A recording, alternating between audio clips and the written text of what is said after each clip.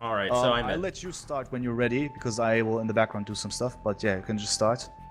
All right, so I'm gonna start with my little intro. So on the left side of the map, I'll do some radio broadcasts for your audience. We have Nicov playing as the Mayans, and on the right side, we have a Meso War. TaToH playing as the Aztecs, the two very traditional picks on an Arabia kind of map. It's not going to matter that this is Water Arabia or Bog Arabia or whatever it's called.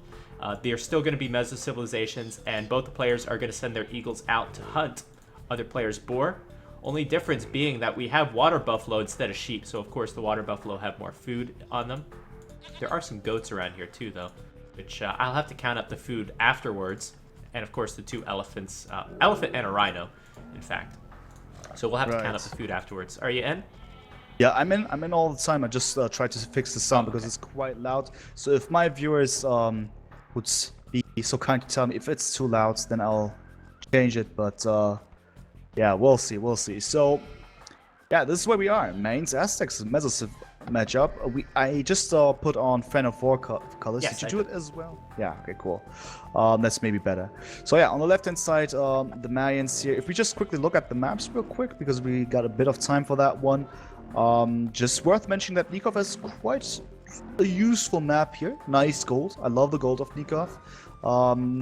Definitely in a safe area that he can wall up somewhat and then just keep safe for the early part of the game. The other resources though, they're not in the nicest positions, especially the front stone and gold there. To the north he has another stone and whatnot, but I guess if he would go for some ambitious walling that we've seen from all the Arabia players in the past year so far, he could wall this one up quite well, not nicely, not maybe as fast, but there are chances. But if you compare it to TaToH on the right hand side, he has this nice cliff there in the southwest. He has nice backwood as well, but he's best advised to actually do some walling or something to actually secure his resources, because I would not count on the fact that Nicov is going to play too, let's say, calmly here. If we especially pay attention to the eagle here, about to lame TaToH's rhino, or at least the attempt of getting the rhino. At the same time, Nicov laming himself by not properly luring in his elephant. It's going to go back, and that's going to cause some idle time. But that's better than Nicov. Nicov is just preventing the rhino from being taken, which is great news, especially if you're going to be an Aztec player who's going to invest a lot of food into a Dark Age rush. I'm surprised Nicov is not trying to lure the rhino back. I assume that he thinks that TaToH is going to try to stop that, and TaToH is, in fact, bringing his eagle back. But this is going to delay TaToH's food economy, probably going to mess up his build. Yeah, that's for sure. I mean, that is a fact. We can now see that he has 5 villagers on the berries now, because he can. Well, he's going to go for another attempt now, taking the 5th villager, because he has his own scout now close by to deal with Nikov's scout. But Nicov does a great job here, just keeping TaToH as busy as possible without taking any hits here. So far, both scouts with full HP. Nicely done. Interesting solution, but as I said, it damage has been done due to the fact that the rhino was taken later. That is certainly impactful here in the beginning, messing up TaToH's build order here, at least to a certain extent. Yeah, and TaToH wasting a sheep as well, as he was focused on the rhino, and he killed the rhino. He killed the rhino! Yep. What an opening from Nicov. I think we said at the beginning, Nicov is going to have to throw off TaToH a bit to gain an advantage in this matchup. I like, again, TaToH's versatility with these new maps and his thinking, since he's played a lot with expansions and new strategies, that kind of stuff. But look at this execution from Nicov, and that is just great. Really throwing TaToH off. Yeah, that's beautiful. I mean, the way he has actually dealt the first hits on TaToH's scout by going on that little elevation there in the north of TaToH's base was actually so nice that currently TaToH needs to be extremely careful not to lose a scout, because he certainly lost the scout war over here. Nicov now going for the next stage, whereas TaToH's getting loom right now, probably going to click up as well. And there we go. So the Mayans, of course, with a faster uptime with same villager numbers. Just look at that one. We now have a difference of roughly, what is that, 20 seconds, 25 seconds. That's going to be nice. If we look at what they're doing back at home, Nicov is preparing his men-at-arms. Currently the militia is in the making, and for TaToH, Well, that is quite some late barracks here for TaToH. Asking myself what exactly it attempts to do. Is that going to be... He's sending 3 villagers on gold now. Yeah. That's just going to be archers from him, right? I don't know. I'm not sure if he could defend with just archers. I'm not sure if he's expecting the barracks. He's just seen it right now. But remember, TaToH's scout was distracted this whole time. Really good start for Nicov. Again, Aztecs, they like to be aggressive, and the Mayans do like to wall and go archers a bit. But Nicov is going to be aggressive with men-at-arms of his own, and he has a militia advantage. If he can idle some of these villagers, force them to repair, then that's going to mean that Nicov can snowball this and keep his military production high. Interesting things happening at the moment. TaToH's going for some quite late militia here. Interestingly, distracting Nicov successfully, if you just look at that. Not so sure if that's the right decision by Nicov to follow this single militia here. Where are you going, Nicov? If it's the biggest threat. Interesting. What Enough are you time doing? for TaToH. Yeah, it's strange, isn't it? What the heck is happening? Why is Nicov going back? Nicov might be thinking that there's a counterattack, but there isn't. Yeah, there isn't. He's actually being debated by a single militia here. He's expecting the 2 other militia to arrive somewhere, but Nikov's actually wrong with that assumption. And then Nikov's going to stone as well. I'm very confused at what's going on. Wow. I mean, it's not quite useful what Nicov does here. TaToH's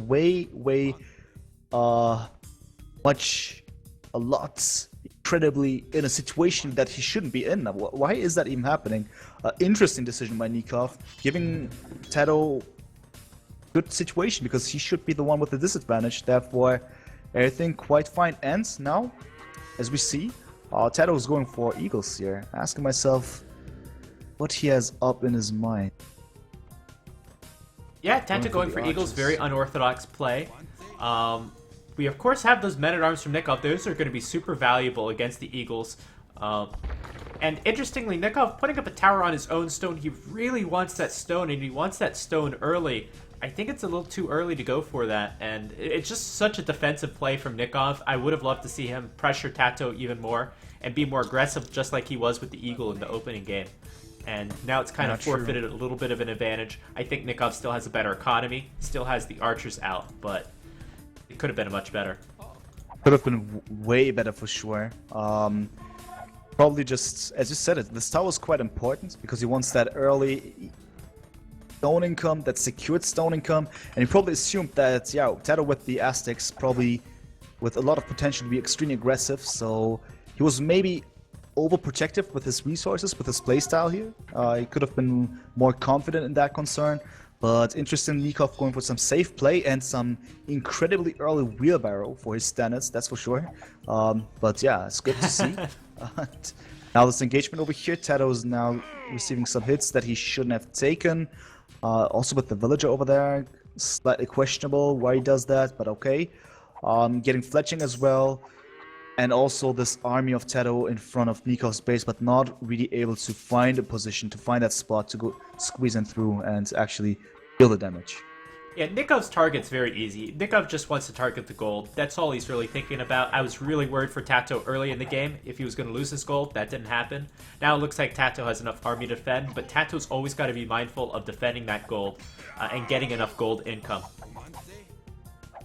It's so far everything's going well. Market now in the making for TaToH. Interesting. He's going to have the archery range and the market and a blacksmith. Okay, why that market then? Does he want to balance out something? That not that he's in that kind of position. Fair enough. Interesting, really. Does he plan on selling stone? Anything like that? Looks surprising here to me. And Nicov final with the blacksmith, quite late. He's probably attempting to get the fletching upgrade. There we go.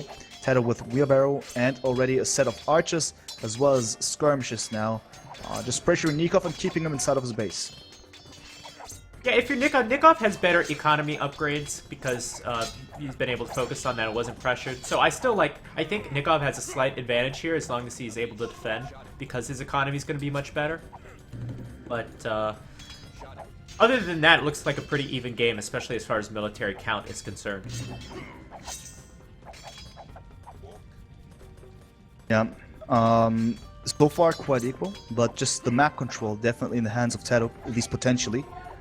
Something to keep in mind here, Nicov taking his time, probably gonna go for a Castle Age without doing too much on the map, and gonna go for that castle. Question of course is going to be, is he gonna go for plumed archers, which he should, or does he just want to proceed with the archers, then crossbows? Because we've seen quite some crossbows, obsidian arrows activities here in this tournament.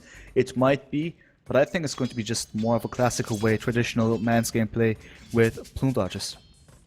Well, Nicov has gone. I think it's pretty evident he's gone to stone too early because he's sold 200 stone off right now, and even TaToH's up to the next stage. So I think Nicov has the better economy, but just mismanaged it so much with the wrong resources that TaToH with the worse economy can go up faster.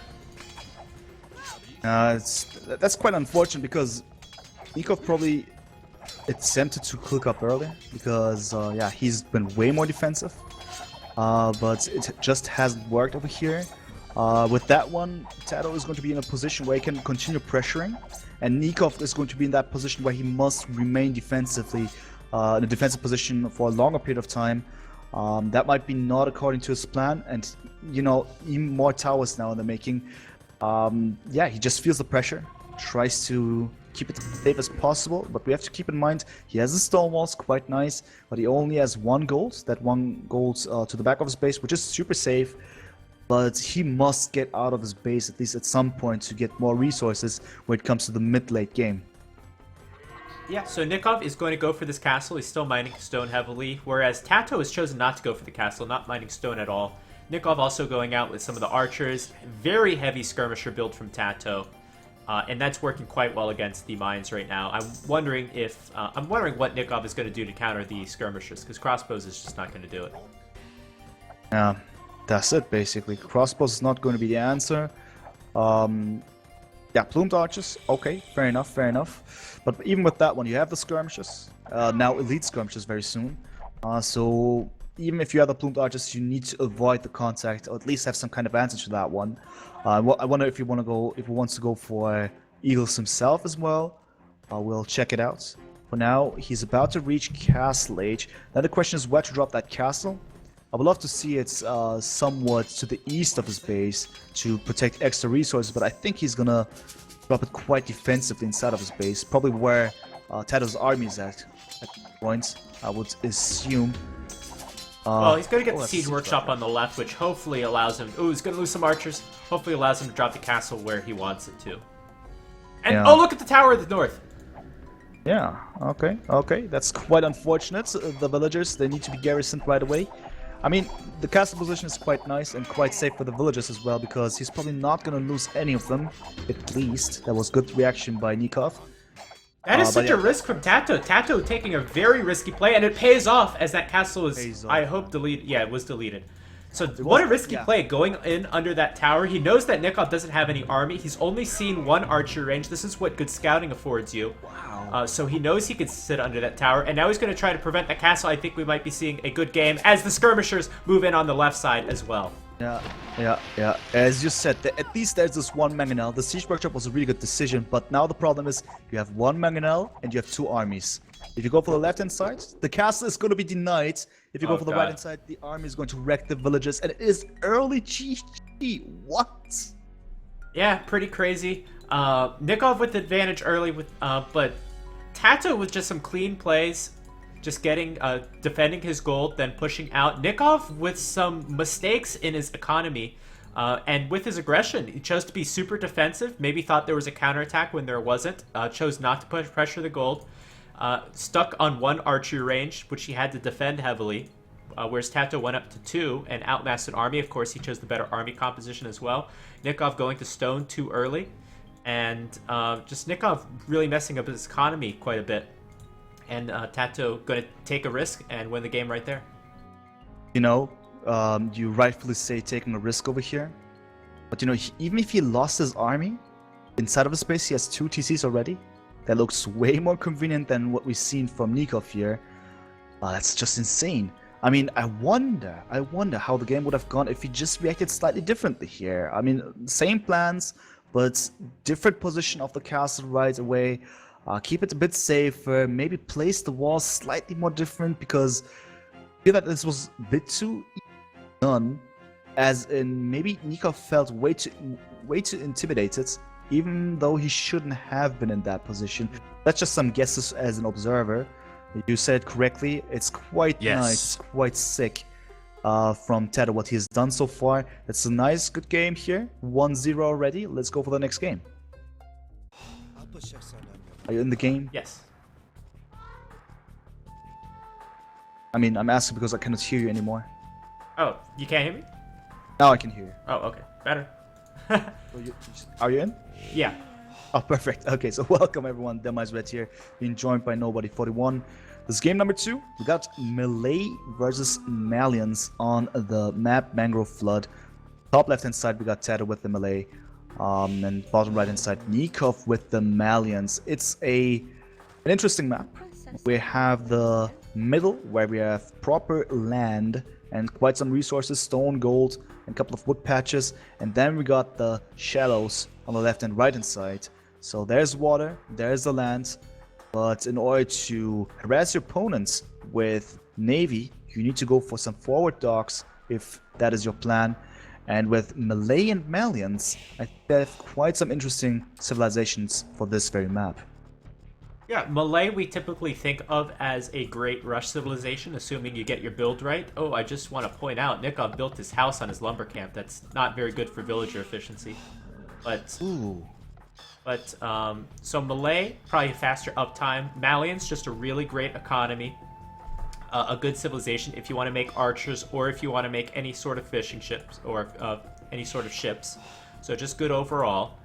Whereas Melee will have more of a power spike. I know TaToH, I think the preferred strategy for this map is to dock your own area for your fish, of course, defend there, but also to dock your opponent's water and try to take out their fishing ships. Yeah, that's pretty much it. So the question, of course, is who's going to be the faster one? With Malians, we of course have the nice economy where you can go for quite some early dock and then make it happen with a lot of fishing boats, and just saving up so much wood in the game adds up quite heavily, making sure that you will have quite some strong economy to begin with. With Melee, you have the fast up times, you have the momentum that you can create with your speed, so to speak, and that can be quite nice as well. And seeing that TaToH has the Melee, I wonder if he has quite something prepared there, as in some kind of plan, some kind of fast moves that is maybe going to surprise Nicov here. Of course, Nicov best advised to react quite adequately here in order to make sure that nothing bad is going to happen. Looking at the dock uptimes, there's nothing too different between them.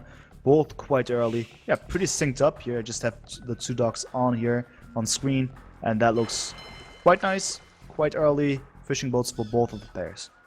Yeah, both these civilizations, you might have to adjust your build quite a bit. So Melee, I think, especially in the early days, the first year, were kind of infamous because players couldn't get their builds correct. So they would either go up to feudal age too fast or too slow, or not have enough food or not have enough wood. We see TaToH with 6 villagers on wood. And we see Nicov with 5. Of course, the Melee get to save some of that wood cost. So I'm just curious to see who goes up to the next stage. Who clicks the button first? Of course, the Melee will be up first. But who clicks the button first and how their economies look as far as their villager distribution and that kind of thing. And it's going to be quite interesting to see what exactly their plans are. And as you said it, there's a difference with their build order already, the distribution of the villagers. TaToH with a lot of builds on wood that early on. This is quite interesting. Also quite some heavy walling from him. Yeah. Nicov, for instance, compared here on the bottom right. No walling at all for now, but quite some aggressive scouting here in comparison. As I assume TaToH is still inside of his base, or is he's just on his side, close to the infamous Commodore Dragon. Yeah, this is an important moment actually. So the scouts are kind of going to meet. Nicov might see this villager from TaToH, which I assume is going to sneak a dock. Or no, he's just going to palisade wall over there. Okay, interesting. But that is a weak villager. Can be picked off by the scout. Nicov is actually going to click up to the next age first. So I think that's some pretty good economy management from him. Despite that house really messing things up because now 4 villagers are on it. But nice scout off from Nicov. TaToH with some weird walls. That's That's really the big thing here. Is TaToH going to go for a fast castle? Most likely, I guess. Most likely. Otherwise, he wouldn't go for this kind of super ambitious walling. Because we have to keep in mind, currently 4 villagers are being idled, as in they're not contributing towards the well-being of the melee economy here. Just building walls. Well, I mean, that is some way to contribute by keeping the economy safe, but I certainly think that he won't be able to do some super efficient field age action here due to the fact that he's missing 4 villagers at this point. Now he's sending them back. Interestingly, he has quite some space inside of his area. That's a lot of space. But also he's dropping a second dock over here. Not entirely sure if he just wants to create more fishing boats here, and then later on just wants to make sure of the melee bonus here. Fair enough. Nicov is the first one to click up. Right now, he is in field age and he's on. Well, Nicov reacted very quickly with the 3 villagers, then decided 3 wasn't enough. He wanted 7. He's got a dock there. So this is typically how you defeat a fast castle, is you pressure with some towers, you take away critical resources. Your opponent, of course, can't defend themselves while they're in Dark Age. Yeah. However, since TaToH is playing as a melee, I think that's pretty nice to defend, because if you see any aggression, you could just call a quick audible and say, I'm going to go up to the feudal age real quick. So that's a really nice defensive civilization. And there we go, TaToH's in the feudal age. TaToH doesn't have enough food for a fast castle, but he's changed his mind, which he could do as the melee real easy. Yeah, that's it. I mean, now I'm curious. And now the demos coming out. Demos are great against villagers. Yeah, that's it. And for Nicov, we have the forward dock with fire ships. So it might be quite some surprise, because it could happen in a few seconds. Not early enough. Not early enough. TaToH still needs more time. Enough time for Nicov to probably adjust to what might happen very soon. Walling himself up now. But I'm curious if the demo raft is going to be successful, because, yeah, they're still there, close to the tower that they're building. Now counter tower by TaToH as well. Oh my god, man. As you said, that's the way to interrupt the fast castle. Here it comes. Right? Just go in there. Here it comes. I'm going to zoom for it. Here comes the gate. Nice. It could kill through the gate, though. Oh, he went through. He went through. Oh. What a break for Nicov. Well, at least he was able to protect himself. The tower is up. Just 1 villager died. I guess that is quite some underwhelming result for TaToH. Still, he has achieved a little bit, but it's not quite enough. More needs to be done, and I sense something. Nicov now dropping another tower here, but I guess TaToH is gonna see that one, isn't he? Yeah, he sees that tower. TaToH gonna go for the tower there. Yeah, it's not defended at all. This is a great tower for Nicov if he can get it up. TaToH is clearly shaken. His economy, he can't build another demo because he doesn't have a mining camp on his gold. However, Nicov is going to have to run back, and lucky, so lucky that TaToH can't build a demo right now, as those villagers are going to walk right past the dock. Exactly. I mean, that's insane, and very soon, TaToH is going to lose his wood as well. Oh, man. Oh, my God. I thought this was going to be a good game for Nicov. Like, as soon as I saw that demo, I thought it was over. But TaToH doesn't have enough gold for anything. That's pretty much it. He starved out concerning the gold. No wealth for the melee people at this point. The fire galley is quite successful. Killing another villager like that is quite nice. Quite nice. Yeah. Tower is up. But yeah, you've just forced your opponent to go for multiple towers. Oh, come on. Oh, I want Nicov to place down this tower right here on that gold. It's risky because he knows that demo can come out at any moment, but right now is the time. If he could place a tower on that gold, that would be great. There we go, man. There's a tower, man. There's a tower going up. That's quite important. And yeah, that's pretty much the opposite of what TaToH wanted to have. He wanted to have the safe base, he wanted to have the safe gold, and then to build up somewhat proper economy. If we just look at it, his wood line has been denied. He needs to move to the left-hand side now, which he has done. And yeah, what's that? I mean, this one straggler tree with 5 villagers doesn't look too efficient here. Nicov is creating a lot of damage with 3 fire galleys also inside of his opponent's base. A lot of drama here. Villager count is the same. We also have 8 to 5 fishing boats, but it seems that Nicov is creating quite some damage.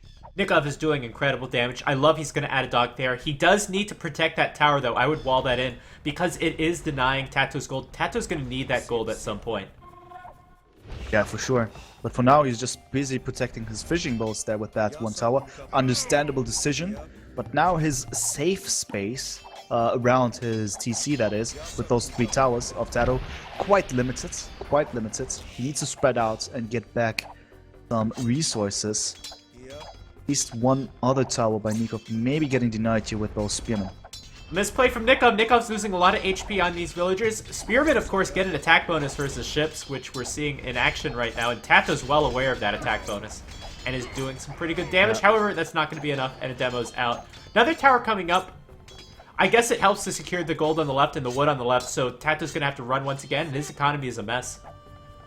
Complete mess. A complete mess. He's run to the right hand side. Now he's getting the gold outside of his base now. Quickly checking Nikov's POV over here, if he knows about that gold. He knows about its existence, but he hasn't scouted that villages are there at this point, at least. Some Classic gates here over there. Quite nice decision, just to slow down the boats of Nicov, but due to the fact that he has this inside dog, Nicov that is, he has those fast demolition rafts, and he could deal a lot of damage with that one. So TaToH best advised to do something really fast, because this looks extremely...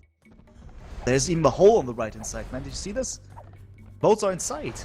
Yeah, what a crazy rush from Nicov. This was, I would say this was a very low probability of working out with the way that I think things were going to go as the melee and with the demo ships and that kind of thing. But this, I think, this was just perfect. And TaToH's going to try to rush down the tower on the left. I think he'll be able to get it, but I hope Nicov can make a demo right now, because that's what I want to see. I mean, killed so many villagers at this point. 2 more villagers, and so many villas idle in an awkward position. We just look at the numbers here, 32 villas for TaToH, 40 now for Nicov. Right, but look at the eco upgrade, so it's not as big as it seems. True as well, true as well. Nicov once again with quite the typical aftermath economy over here, but he has done the damage at least. And yeah, on top of this one, he has the Malians, so he has a lot of potential to improve his economy once again. He's going for Castle Age. If we look at the resources for TaToH, he's not there yet. He at least has the scope of the 3 villagers on, so he's going to be able to click up as well very soon, and it's quite fast due to the melee bonus. I guess the damage has been done, as Nicov might have a huge advantage very soon. I think it has, however, that tower... Oh, I wouldn't go for this if I was TaToH. TaToH's going to go for that tower. Anytime you see a dock right there, you could always think a demo's going to pop out, and Nicov is building a demo. That's going to be able to get some good shots on those villagers. TaToH really can't afford to lose anymore. Look at how many! Oh my god. Too many! How many is that? So That's many! 13 vills, man. Why so many? 10%, 5% for a demo raft. Here it comes! Oh my god, man! Oh, wow. Killing half of them. Oh. At least not all of them died. A lot of them have very low HP. It could have been worse, I guess, but... Well, it's about to be worse. Another one's coming out. This is insane, my friends. This is insane. I mean, this is not an economy anymore that TaToH has. We have to be honest with this one. He's probably aware of this. And it's GG. There we go. It's a classic GG, as said. Wow, 2 quick games, and what a great rush from Nicov. This was beautiful to watch, the tower placement, the denying of the gold, that one quick gate from Nicov, and then using the fire ship to kill the demo. That was really the critical moment of the game. Wow, just really great rush. I think so as well. I guess this is the perfect example of what to do if your opponent is going for Castle Age, Fast Castle. I wouldn't exactly use a bog, this kind of map to demonstrate that to newer players, but it's a very good defense. Yeah, I mean, it was a questionable move of TaToH to maybe go for the strat anyway. As you said it's maybe not the best map to go for it, probably. If you look at the ambitious walling that he has done, that is maybe one of the reasons why Nicov was just successful in going into the space to begin with. Okay, fair enough. But we've seen this from Aftermath players quite a lot. From MPL, we've seen this from Hera, we've seen this from Nicov. If they just spot their opponents and if they just see how they are walling up, they know, okay, they sense it, there's some fast castle going on, they will just go for some towers and interrupt everything that they are going for. And ideally, they just, prevent their opponents from going up. There we go. Nicov, super successful, great tower placements. That was most ideal for him. Yeah, very good game. Very good game indeed. We have Mongols versus Portuguese in game number 3. TaToH has chosen the Mongols, as pretty much expected with Falk Islands, and Nicov has gone for the Portuguese here. That is very interesting. At the same time, there are reasons for that one. There are reasons. First of all, I like how they trade on water. Their civ bonus, their military, how much gold they save. And also, maybe we'll see some caravel action. Might be. We've seen them so far once, at least in the tournaments. Let's see how successful they're gonna be. They weren't as successful later on, but that might change. Correct adjustments. Bottom left, we have TaToH here. May also want to analyze and understand, just observe if it's possible to wall up nicely over here. I think that can be done by TaToH if he really wanted to go for that one. He has done it in the previous game. Why not in this game? Nicov, well, he is actually quite close to the border right away, but I guess can be surrounded, so probably walling up makes sense here in his position as well. But TaToH with some very early scouting, and we see how Nicov is getting the first hit on TaToH's scout in front of Nikov's base over here. Now the chase is real, getting a second hit, and there we have it. TaToH now needs to retreat, making sure that his scout won't die over here. I wonder what he had in mind. He wanted to steal something here, some resources, maybe kill a villager or so. But none of this is going to happen as TaToH is forced to retreat over here. That's pretty much it. Yeah, and nice play from TaToH. It's like I wasn't even gone, right? So yeah, exactly. So yeah, TaToH trying to steal the Rhino. He's playing his Mongols, wants it. Surprised we see Portuguese. I thought Italians was a better civilization on this map, but Portuguese we saw as a very strong pick as well. Their caravels were very strong. Seeing them shoot through other things. There's a lot of choke points with these little forests in there, so that'll be good. But really, this is similar to the Italians-Portuguese matchup we saw last time. The Mongols, the rush is really strong, need to do the damage with the rush. Portuguese need to be a little more defensive and get up to that caravel unique unit in the Castle Age. Exactly. And they have quite a momentum once they're on the pitch, but that might fade away in the later part of the game. We'll see. Get there. Just worth mentioning that Nikov's dock was up earlier. He is already producing a fishing boat, whereas TaToH is currently building his dock. So that is one slight difference between the two and their build order, let's say, and also their future economy potentially in the beginning. And that's pretty much it. I think TaToH is now just playing it a bit more calm, you would say. Still not the case. TaToH still with some aggressive scouting, at least attempting it. Go forward, and also very early fuel age as expected with the Mongols. Yeah, as expected with the Mongols. No fishing ships out for TaToH quite yet, even though he's clicked up the fuel age. That's very rare to see. Nicov with a little bit more food income with that fishing ship, but he's still going to be a little bit later. And TaToH's going to have a pretty good rush. He's going to have some pretty good time advantage. Yeah, that's it. Back at home, he has also quite some water buffaloes still. For Nicov, we cannot say the very same at this point. And yeah, TaToH therefore best advised to actually go for this kind of scouting that he does currently, because he needs to know where to go for. Spot some weak spots here, some villager-filled spots to get a couple of kills. Because that is why he wants to go up, that is why he wants to go for the scouts. Or unless, I mean, no, he's definitely going to go for it now. The barracks is now in the making finally with 2 villagers. Yeah, he maybe struggled a tiny bit when it comes to the woods, but now everything is somewhat under control. Nicov is now clicking up as well, but there's quite some difference between their uptimes due to the fact that Nicov also has 3 villagers more, and obviously TaToH with the Mongols bonus. Yeah, very different from TaToH. So he went up so fast that he didn't have any fishing ships out, which means that he had to keep villagers on Buffalo, which you normally never do in a water map. You never keep taking your herdables. But basically TaToH, because of that very low wood, only is going to be able to make a few ships here, and also decided to go with a stable, which again is a lot of wood. So going to go with scouts and the fire ships. That's a very That's a kind of a risky play because if you kill the if you kill the fishing ships, great. Then you have the scouts to do more damage afterwards. But if it also puts you at risk of losing water. Pretty much, TaToH has gone for his decision, and he has said, "Okay, I'll go for the late loom.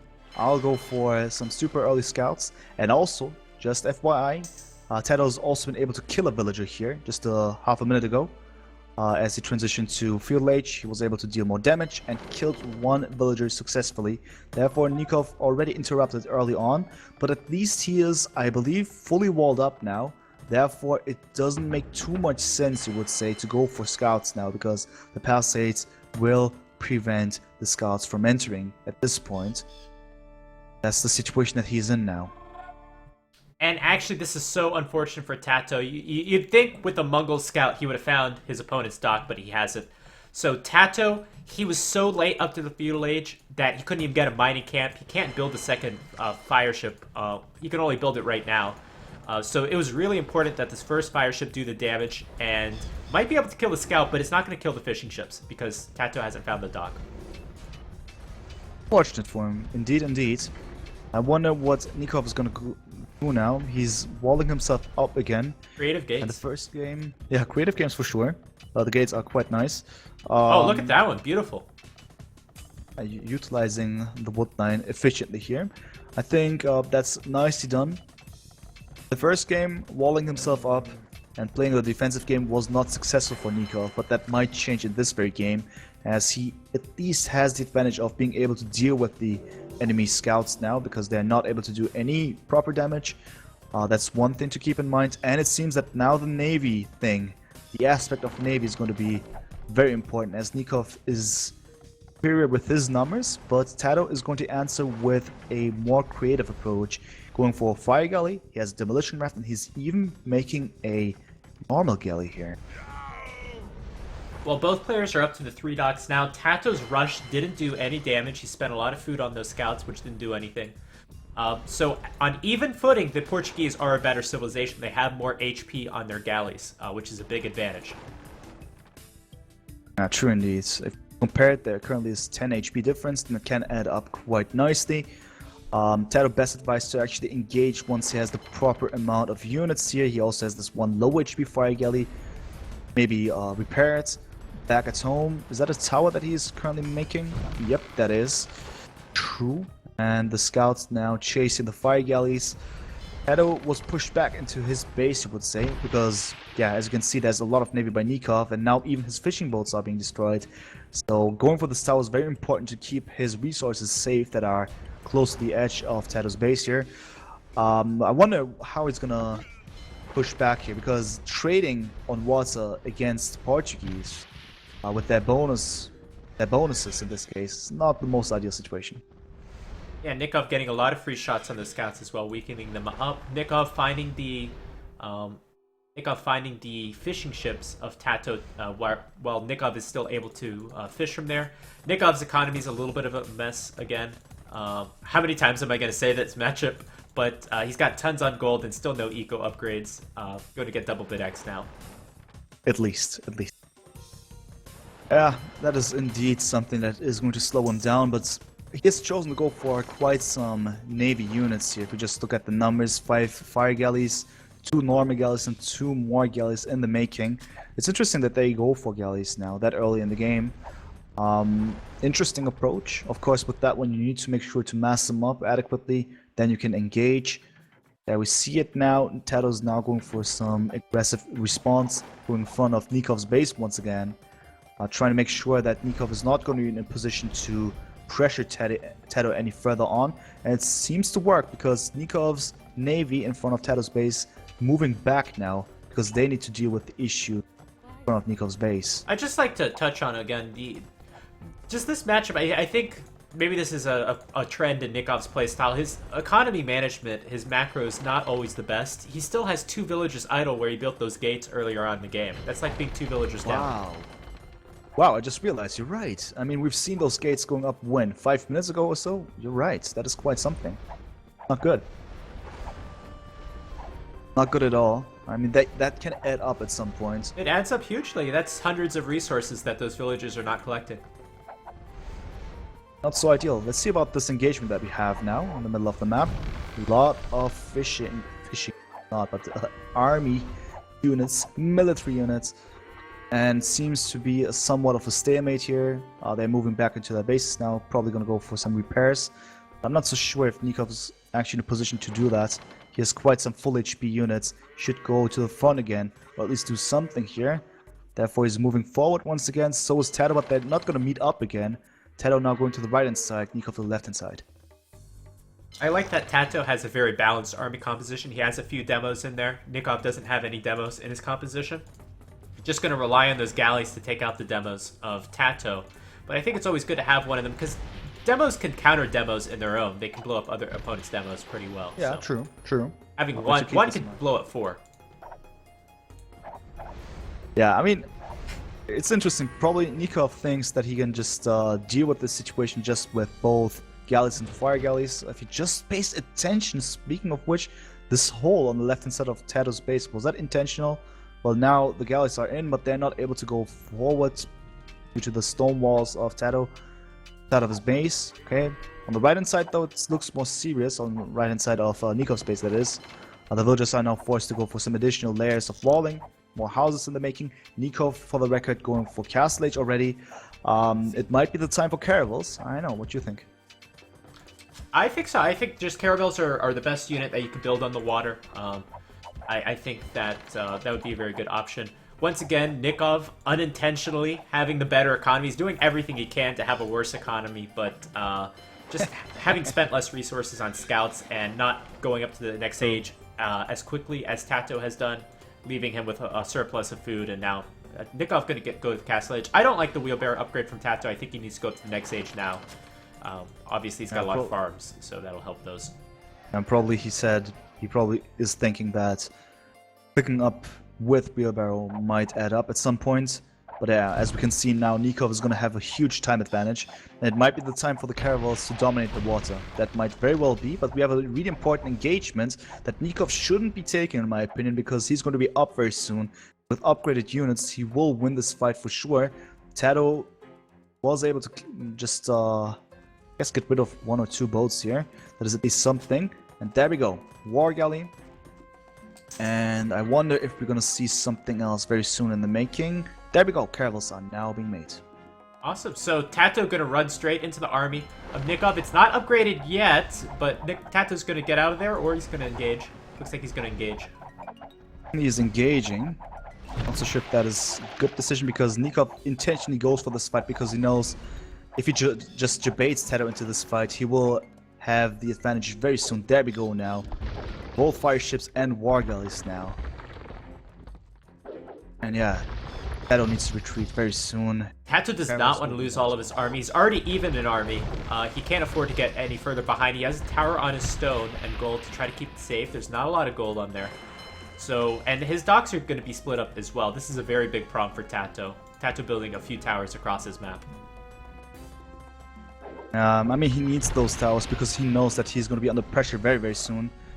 Some reasons for Nicov to back off at this point. We'll see how this is going to go, because I assume that Nicov will not feel too intimidated, as he has the advantage now on the side, going for ballistics as well. There we go, now on the right hand side. Seeing how it develops. Nicov best advised to find a spot to actually build up more pressure, to actually punish TaToH for not having clicked up as early. TaToH is going to be in the next stage very soon as well, but the caravels are on the pitch. Might be the time that TaToH needs to find a proper idea here to get this kind of thing going up, deal with the caravels. And going back, I have to go back to the wheelbarrow upgrade. So the wheelbarrow upgrade mostly affects your food economy, and TaToH delayed going up to the next stage because he got the wheelbarrow upgrade, and now he's got 600 food, which he just had to sell because there's no reason for him to have 600 food right now. He needs sold gold. Oh my god, man. I mean, he at least got some gold from it, but nah, I understand what you mean. That's interesting. But very good observation. There we see that it was maybe not the most useful thing to happen. But yeah, he still has the superior upgrades. That's at least something. Also Bolsaw here. But besides that, everything's going according to the plan of Nicov, I assume. He's having more Navy units, definitely. 7 caravels now, 3 more in the making. Also now demolition ships. It seems that the diversity of Navy units now in favor for Nicov. Yeah, this is a really good situation. Really good situation for Nicov. He's got the ideal unit. The caravels, of course, can shoot through boats. I don't think they do as much damage, but they definitely do some good damage when shooting through other boats. It's really going to work well with these choke points caused by all these trees. Yeah, true indeed. That will be quite a tough thing to deal with for TaToH.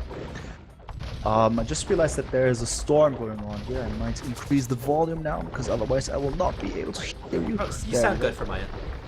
Alright, that's good, that's good. Do let me know if you hear some thunders or me flying away or something.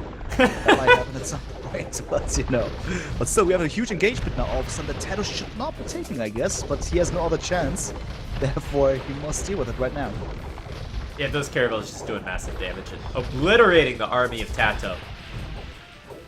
Yeah, that's insane, but I guess he had no other chance, right? I mean, it would have been his villagers or his navy.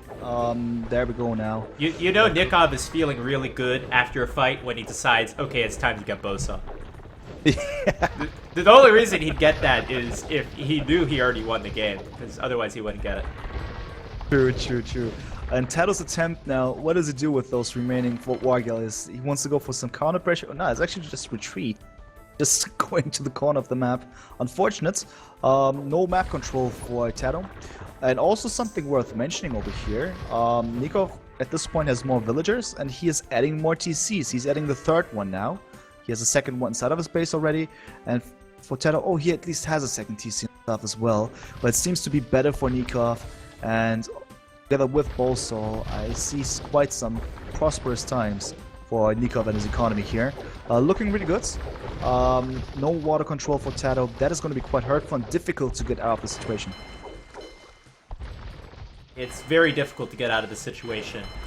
It's just so hard because at the same time your opponent is booming and you have to rebuild all of your army too. So you really have to match your opponent's army, defeat it, and then do the damage to their economy.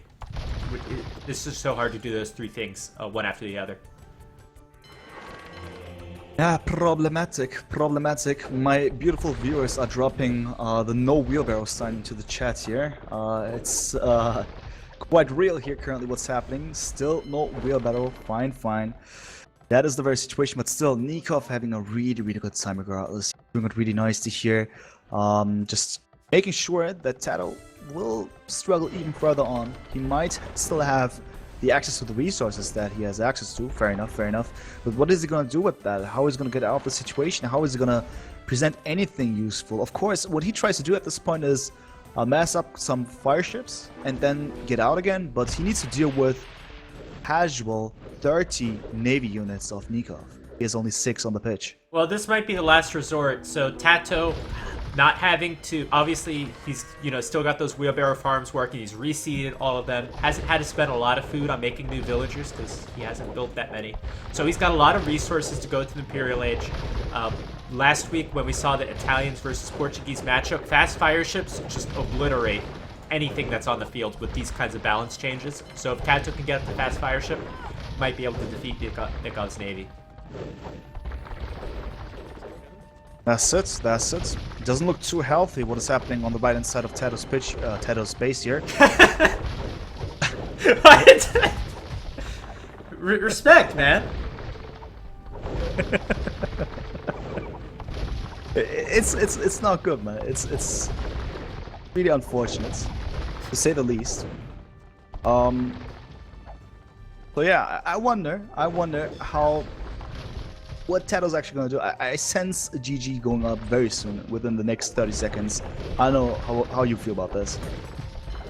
I would, if I could see what I'm seeing right now, I would say no, because Nicov has 0 food in the bank, and TaToH can click up. So I would at least wait for that. At least wait for it, try to make it happen, but, you know, what you want to do, I see, Try walling in the galleys. True as well. Actually, look at this fight. That's a lot of fire ships.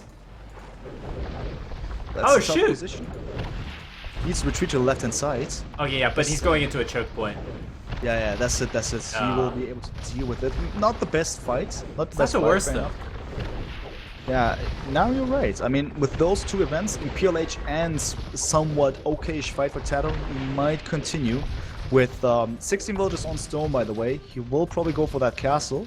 I think he's gonna sell it. I think he's just trying to get whatever resource he can take.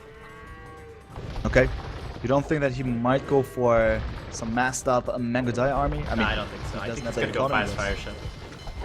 Ah, okay, I see. Too much. I mean, it looks bad though. It looks really bad. Yeah, it still looks bad.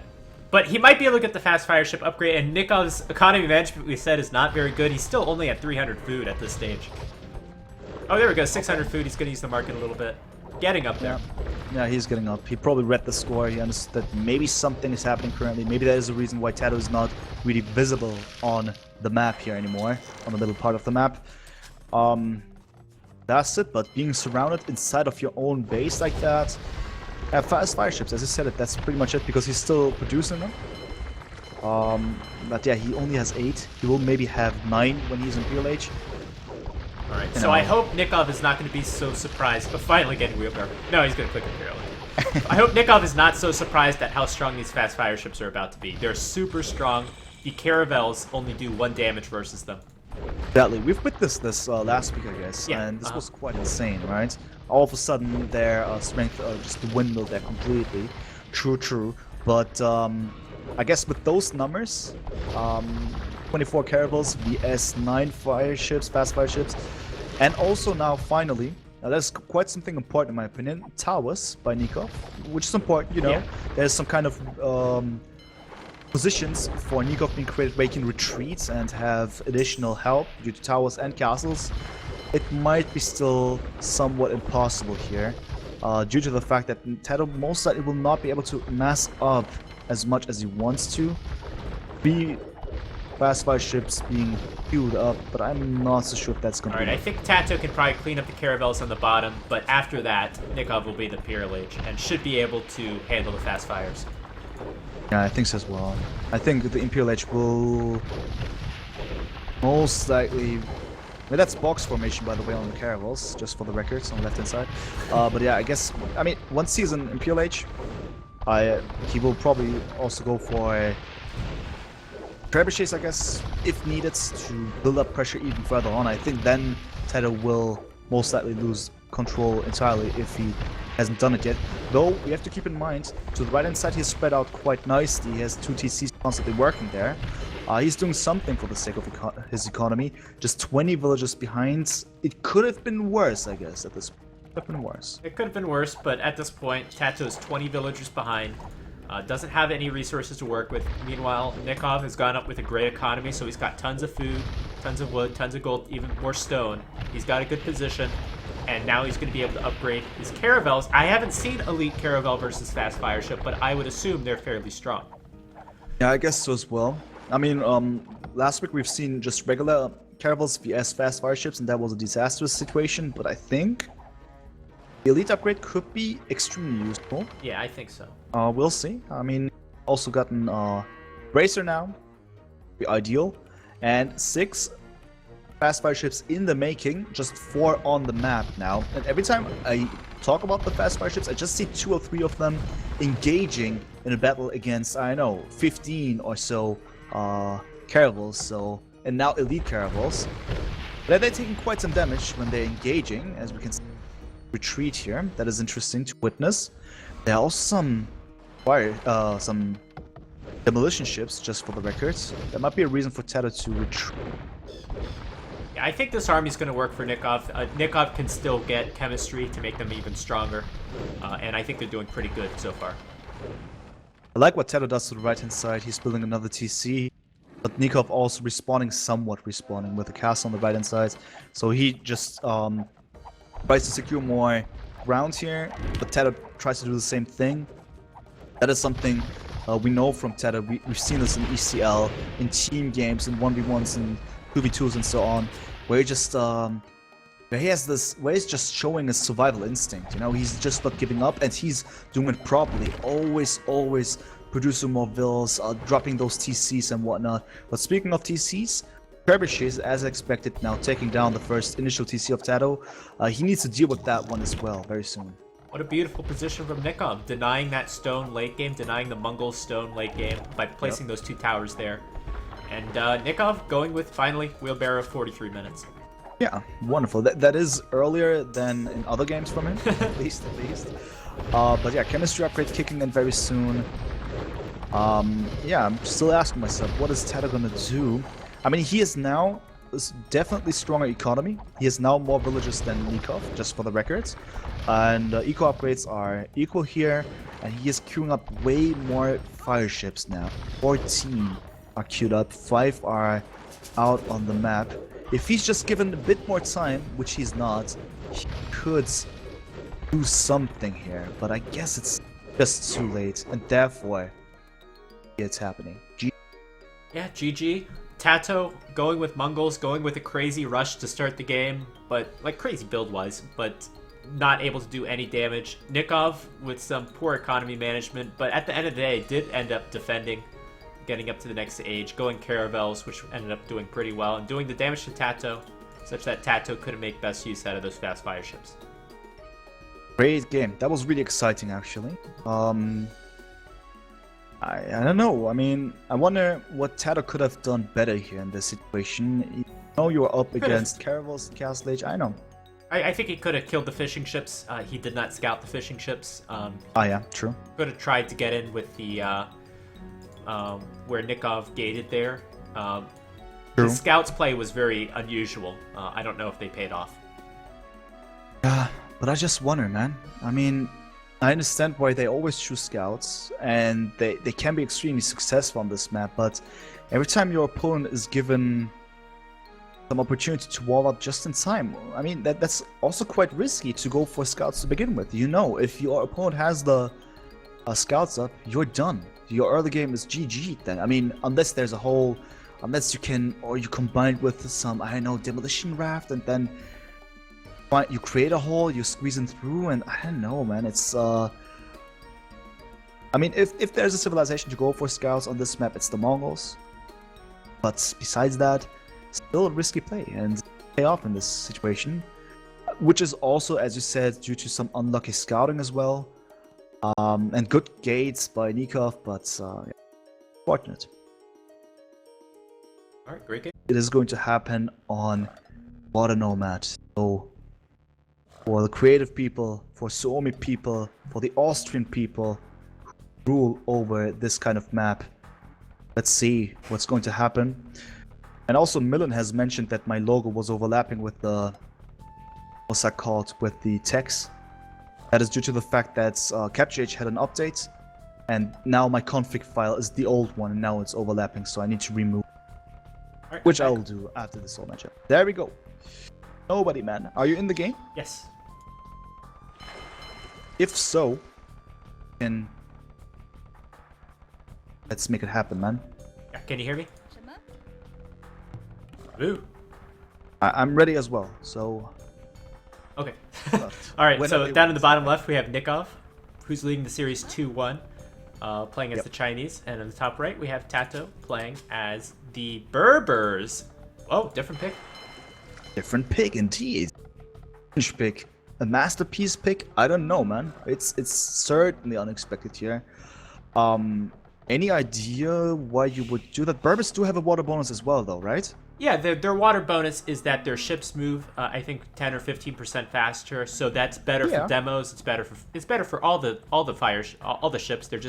They attack better because they are faster, and also it's good for the fishing ships because the fishing ships, you know, can move back and forth between these ponds faster, and that tends to happen on Water Nomad.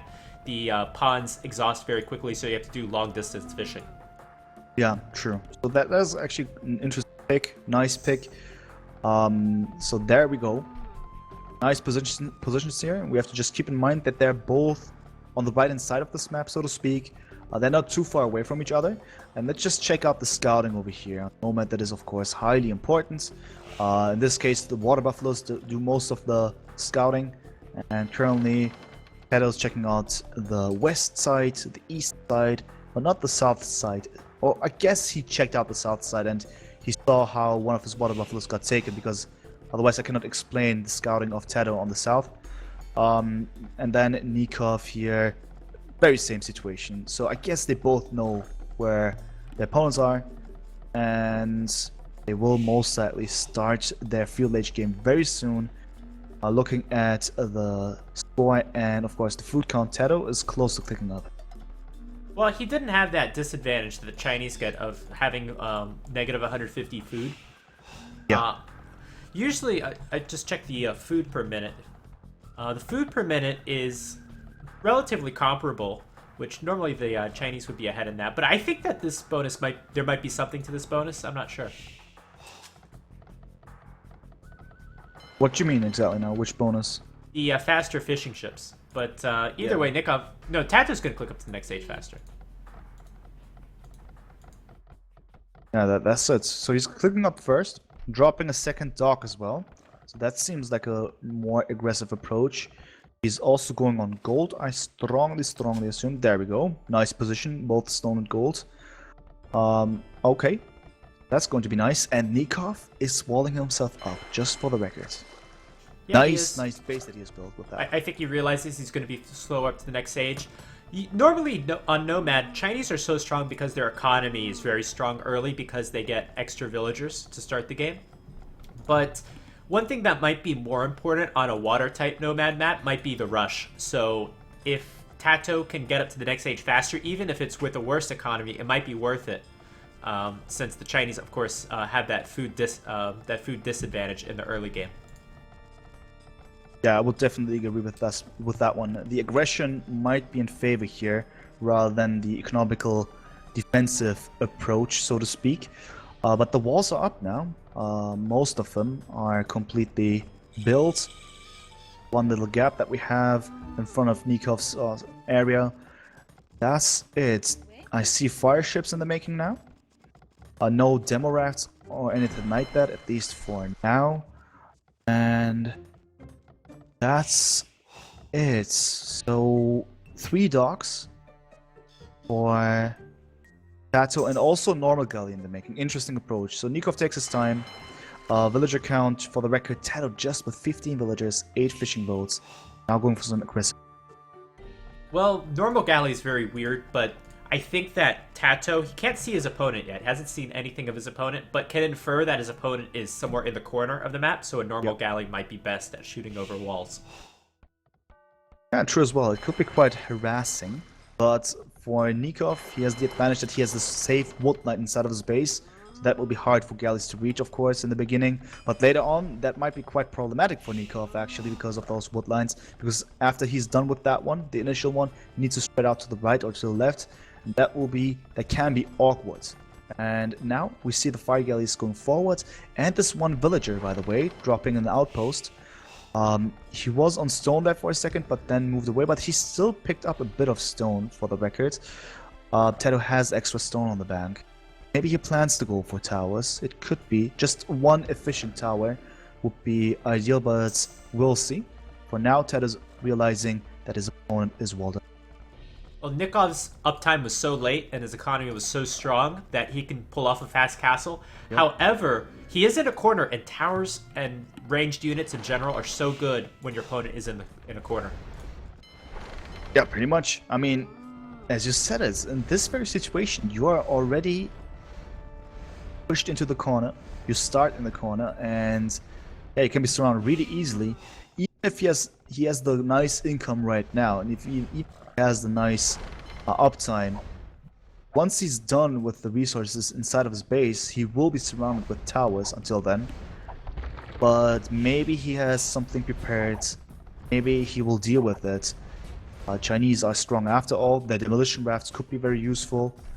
Now though, I'm curious what he's gonna do. Well, it's not looking too good for TaToH because normally galleys and towers are very good when your opponent's in a corner. However, it just so happens Nicov has a perfect map and he's got golden stone and wood in the back. But now he's going to be able to survive. That's for sure. Oh, enough resources. Oh, these galleys are going to get in. There's There one we piece. go, Oh, the there you walls go. It's are going to be built. For now, it's fine, but it's not perfect. I guess the ships are going to be able to push in through after some time, so it's actually smart of Nicov and very much needed to actually get those walls up even further on to buy himself more time. He has already built this tower to the north of his TC. Now he requires one on the east side, actually. But that is not going to happen as he doesn't have the resources for that one. Well, huge thunder on the right-hand side of my house. Beautiful. But, yeah. So, let's see.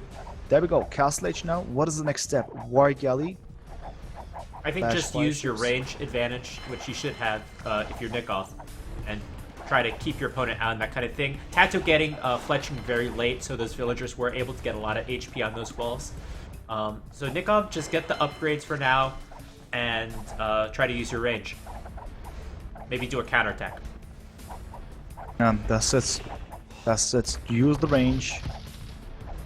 Use Bodkin arrow there once you have it. War Galleys now. That's gonna keep him safe, but will be enough to actually spread out at some point, which is very, very much needed because otherwise he doesn't use the map at all. And I feel that this could be quite bad for him if he doesn't get out of the base. I mean, he also needs some nice TC if he wants to go for that one to secure more area even. But we'll see, because he doesn't have any stones, so that's not going to happen. Seems that he's going to go for more navy, and finally he's going out now, so it might be the time to actually pressure TaToH. Yeah, gonna go pressure TaToH. TaToH has buildings all over the map, so he should be able to see this. I don't like the... I think if Nicov could have afforded it, I wasn't paying close attention to his resource, but I think if he could have afforded it, I would have preferred to see Bodkin Arrow over War Galley. Just again for that range. But Nicov gonna move out, gonna try to find the fishing ships of TaToH. When I said Nicov has no stone, I meant that he currently has no stone on the bank, as Amons was mentioning it. Of course, he has the very, very safe stone to the back. He could make use of it. We'll see. We'll see. But for now, I wonder if what he does, what he's going to do, will be enough. Nicov now inside of TaToH's base with 3 war galleys. Gonna try to find some vulnerable villagers here and there. There are spots for that one, certainly. But TaToH best tries to actually get a tower up, which he does now. Bit late. It might be that Nicov will be able to deny it even. We'll see. He's not going there. Instead, he just focuses on this one villager. And TaToH now going for Castle Age, by the way. Yeah, Nicov finding a few villagers here and there. You always want to be aggressive on Water Nomad. You can do such great damage ships against villagers. TaToH's done a really good defense so far with his galleys. But even then, Nikov's still killing 2 villagers. So it's such an advantage for Nicov to be in a corner with some walls up. Yeah, true. For now, that is indeed the case, but 2 villagers down, and now nothing's possible anymore due to the fact that there are a lot of galleys here, and they move really close by, you know? Due to the fact that they can just move that much faster, they're actually ignoring the fact that there might be an advantage when it comes to the range. And that is actually quite nice by TaToH. Yeah, it's great. That's a great advantage. I think normal galleys in general move a little bit faster than war galleys, so just having that extra speed helps that much more. Ah, I didn't know. It's very slight. It's very slight. Or it's either that or the war galley's a little more bulky. But it seems like the regular galley's easier to micro. I think it's more bulky. Interesting. So there we go. TaToH's gonna reach Castle Age very soon, and then I wonder if Nicov has done enough to actually be in a situation where everything is somewhat equal. If we just compare the facts now, obviously Nicov now with villager leads, and that's that single TC setup for now, and that is it. I just wonder what TaToH's gonna do now. Probably just more aggression from him as well. Probably gonna go for the War Galley upgrade. That's it. Accidentally clicked on Forging, but we'll go for Bodkin Arrow now, which is something that Nicov doesn't have yet. Well, considering the situation, I think this is the best that TaToH could have made out with it. He's traded army for a few villagers, and as long as he takes a good engagement here, TaToH should be at an army advantage. Yeah, that's quite nice. It's currently 11 navy units for TaToH, 8 for Nicov, but more is in the making. Interestingly, TaToH engages, and there we go, the upgrade now is for real in this case. Getting quite some nice shots. Nicov is losing quite some HP on his boats. Now, once again, he's inside of his corner, his base in the corner. Wonder what he's going to do to actually get out of the situation. And That's a very good question. Yeah. What is he going to do? He's got more villagers. He needs to invest into army. I would hate to see him at a town center right now. He needs to add as much army as possible. He can't stay in this corner. Yeah. He needs to mess up the army, that's for sure. But there we go. He shows quite some confidence here, spreading out once again. And there's a reason why TaToH is retreating at this point. Look at the HP. Seems that quite equal. Nicov even has more HP on his bolts in comparison on average. Looking quite good. TaToH going for university. We'll see some ballistics very soon as well. Another dock being added by TaToH as well. So he wants to also engage with more output, more military. No one's going to go for additional TCs yet, it seems. Super even game, but I think this could go downhill in a hurry for Nicov, much faster than it could go downhill for TaToH. Because Nicov, of course, needs to be able to bust out of his base.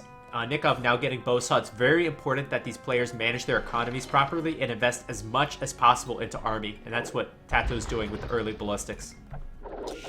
Yeah, indeed. That's actually quite nice. Something that Nicov doesn't have yet. He doesn't even have the university. I wonder if that is a good decision here. Well, I think he's just lacking the resources. So, for example, he's got 283 gold. If that was 283 wood, he would have the university up by now. I guess so. I guess so. There we go. You've just called it. University is finally in the making now. So he's gonna try to go for it as well, but for now, TaToH has a clear advantage. This is a bad fight. This is a bad fight for Nicov. Yeah, he should take this one. It's close. It's really even. There he has the fire galley as well, fire ship that is, TaToH. That is slightly a pain. The ballistics is the difference. Just Nicov, especially with that speed makes it easier for the ships to be able to dodge, and it's perfect. That's really nice. It's really, really nice. We're finally getting ballistics. Let's see if that's going to be too late. But now the numbers are still equal. Even output rates better for Nicov, interestingly. He's currently queuing up 3 to 5 galleys now. In the making for TaToH as well. Still equal, but as you said it might go downhill way faster for Nicov, as he doesn't have any map control. On purpose, that is. I mean, he's now just turtling up here, but producing more and more war galleys. That is really important. Adding another dog, just for the record, so he definitely wants to go for the maximized output here.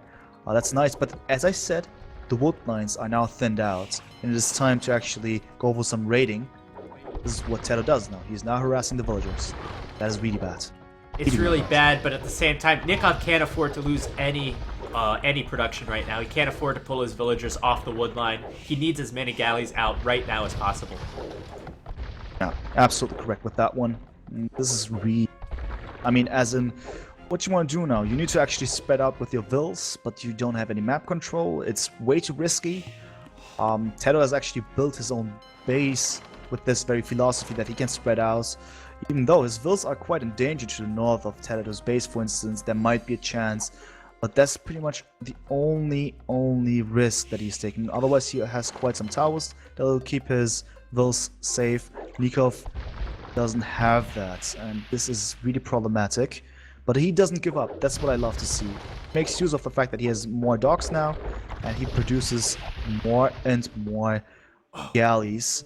For now, the counter is equal, but we see way more wall galleys queued up for Nicov. Nicov cornered TaToH, and they're both going parallel to each other. They have no clue where they are. Could have been quite nice for Nicov, but it's GG anyway. There we go. Those vills that try to actually go for this woodline to the north of Nikov's base. Well, unfortunate, but he had to go for more woodlines. Happens.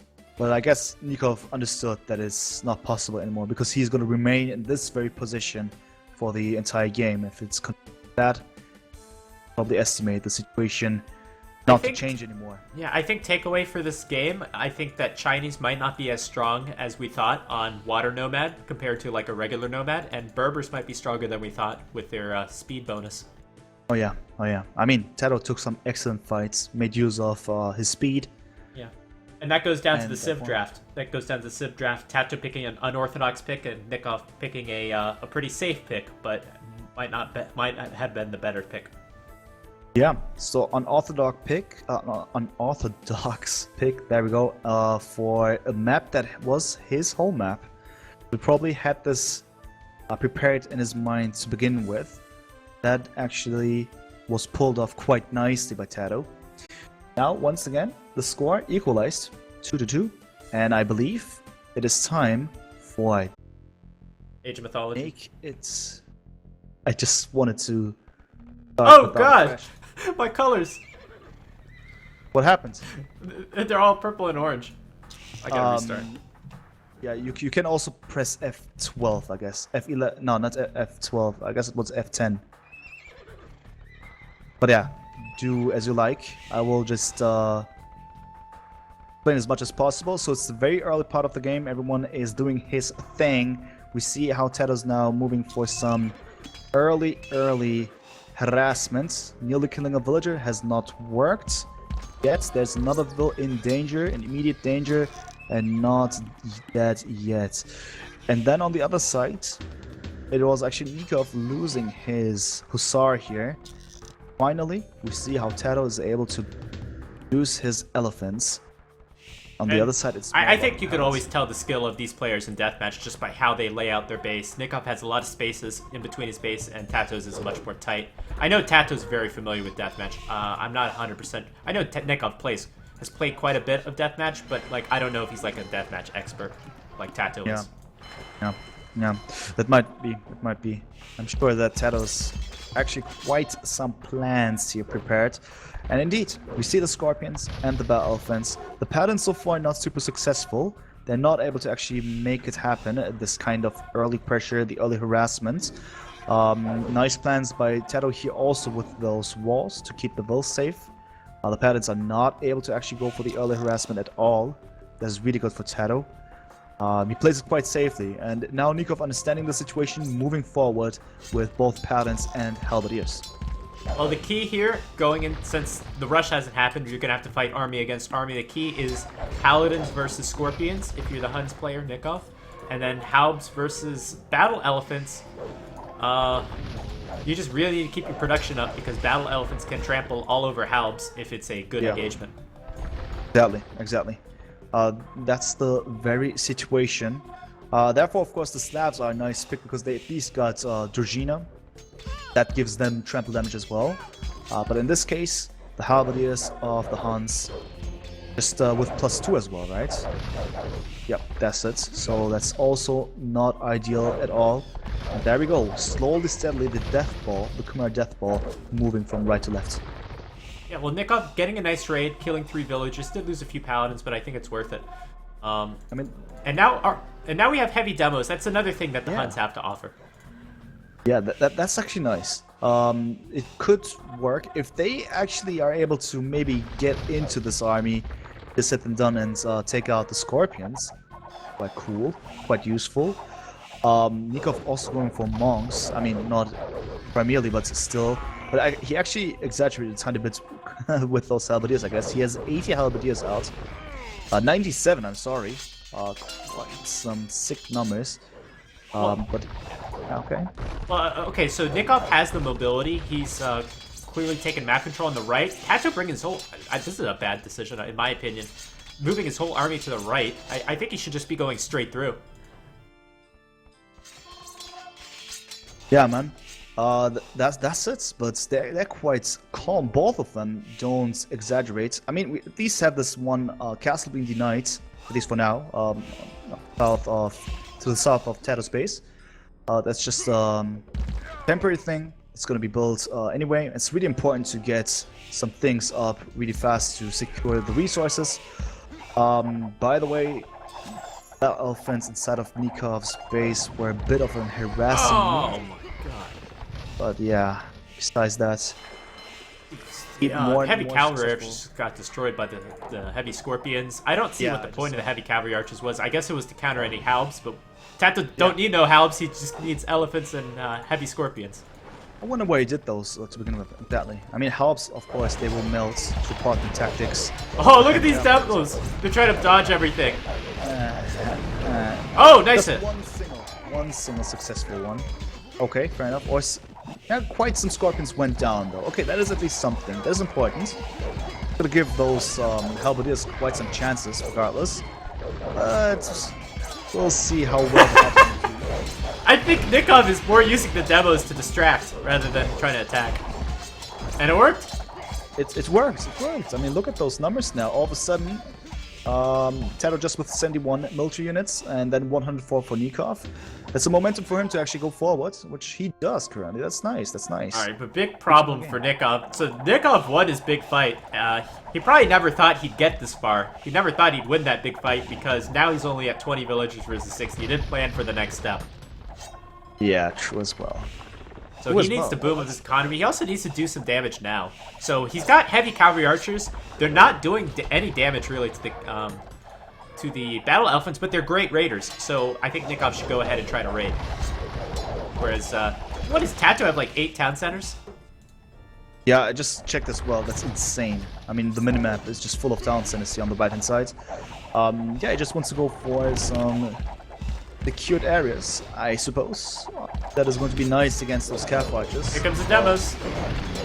Oh my god. But they're not successful. Oh, I see quite some dead elephants though, so they're not even going for scorpions. They're just going for the elephants. They're best against the scorpions, I think. Yeah, I think so as well. But at least the elephants went down. That's quite an expensive loss, so to speak. And the Halberdiers are still going forward. I mean, if they die, it's not the end of the world. Well, that's another win for Nicov, but Nicov needs to be able to raid with his cavalry archers. Again, it's 56 versus 85. This is a good combo for Nicov. The heavy demos are really adding quite a bit. They do some okay damage against the battle elephants, but I really like how they work against the scorpions, or distract from the scorpions. Scorpions, of course, don't have ballistics. Yeah, agreed. So I think what's also important that one of the players drops a castle into the middle of the map, because it's also about slow progression here. That might be quite useful to make sure that the battle is being moved in a kind of way that you would like to have it. To the right-hand side for Nicov, for instance, if he just secures the middle. TaToH is more concerned about the north at this point, securing more and more gold for the future. That's also quite some smart thing. Nicov should do the same things very soon as well. He has not secured too much, to be honest. Moved a bit to the middle, but that is all. He needs to do more. He's getting good fights here, that's for sure, but also gain the ground and secure it. Now we have another engagement with a lot of demo ships. Yeah, the demo ships can't be clumped up together, though. I think they need to go one in, like, you know, all spread out. I think that would be best. Yeah. I guess so as well. I guess that's one way to do it. Also, nice position for TaToH though, in between those cliffs, so he's not that vulnerable, not that super vulnerable. I don't know about you, but I'm more tense watching units go towards the Khmer heavy scorpions than I am watching units go towards siege onagers. Yeah, pretty much. I mean, looking quite interesting here. Definitely super interesting how everything's developing. The Scorpions are doing quite some work. That's the reason why TaToH is still up there in the middle. And it seems that they just take care of the demolition ships before they actually reach the Scorpions. The reason for Nicov to retreat, at least slightly. Yeah, here's those heavy cavalry archers. Let's see them hopefully get a good raid. Now it's just all Scorpions, and it's surprisingly it's still really hard to deal with just all Scorpions. So most civilizations have something like Onager or Siege Onager. The Huns don't. Yeah. They do have Ram though, and Ram might be able to tank the Scorpion fire. Yeah, if you have quite some siege rams on your side as well, it will definitely be super useful. And then the question is, of course, what to pair it with, what kind of other units, what kind of composition do you need to actually successful in this case, because you need to hurry up. As you see, TaToH is now marching forwards, getting on this hill. I think we might see one of the guys drop in the castle very soon, just more area. That's how it seems like. Scorpions now on the hill. I think Nicov needs to attack these Scorpions from different angles. They're more in the open than they are previously. They were previously between the two cliffs. You need to have demos coming from all different angles. Yeah, it's a tough situation, actually. I mean... Oh my god, man. Oh, come on, man. Those demo ships could have done some damage, but now they're retreating once again. There was a spot there. Could have just attacked from the north, but nope. Not gonna happen. And now we just have a few rams on the hill. They could have been so much more useful, but I think now it's a bit of an awkward situation for Nicov. Oh, the demos are getting stuck and... Yeah. Okay. Now they're doing some damage on the hill, but it's not enough. Not enough. TaToH's still on the hill. Gonna secure that area. But I'm not so sure if Nikov's just gonna give up here, because they still have a lot of resource income. Part of it is there's an attack advantage with the Scorpions now as well. True. Yeah, let's see.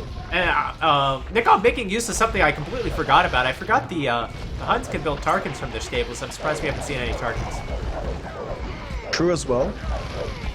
Quite tanky units. But not gonna be utilized. I mean, no Paladins, no Tarkans, just demo ships, a couple of Rams, and the heavy cap archers. That is all we're seeing. It's more about the HCA and a bit of the Halberdiers. Well, TaToH's got a pretty big death ball. He doesn't have... he only has 3 Rams, but that's going to be doing some damage. Yeah, Nicov just needs a good fight. These Scorpions are all bunched up. Let's see how the demos do. Oh! Oh, wow! Oh, yes. Really good. Oh, yes, that's some damage. Yeah. Loving it. But what now? What now? I mean, what's the next come-up plan with that one? Because for now, we didn't see too much. We also didn't see any of this very much needed heavy cav archer raid, at least at this point. Because the situation is still not solved entirely. The elephants now in the south taking down the castles, and that's where quite some economy of Nicov is hit. Yeah, I don't understand why there's so many heavy cavalry archers here. I think Paladin or more demos or Siege Ram or anything other than heavy cavalry archers might be a better use of gold. Yeah, that's tough, man. What now? I think it might be a little bit too late for Nicov. Nicov needs to, I guess at this point, hope he gets some mega demo shots and that's it. Now, but even then, I mean, we saw some good demo shots. We saw some decent ones, yeah, but not great. Yeah, true as well. I mean, well, perfect, but maybe now. I mean, a lot of elephants are going down.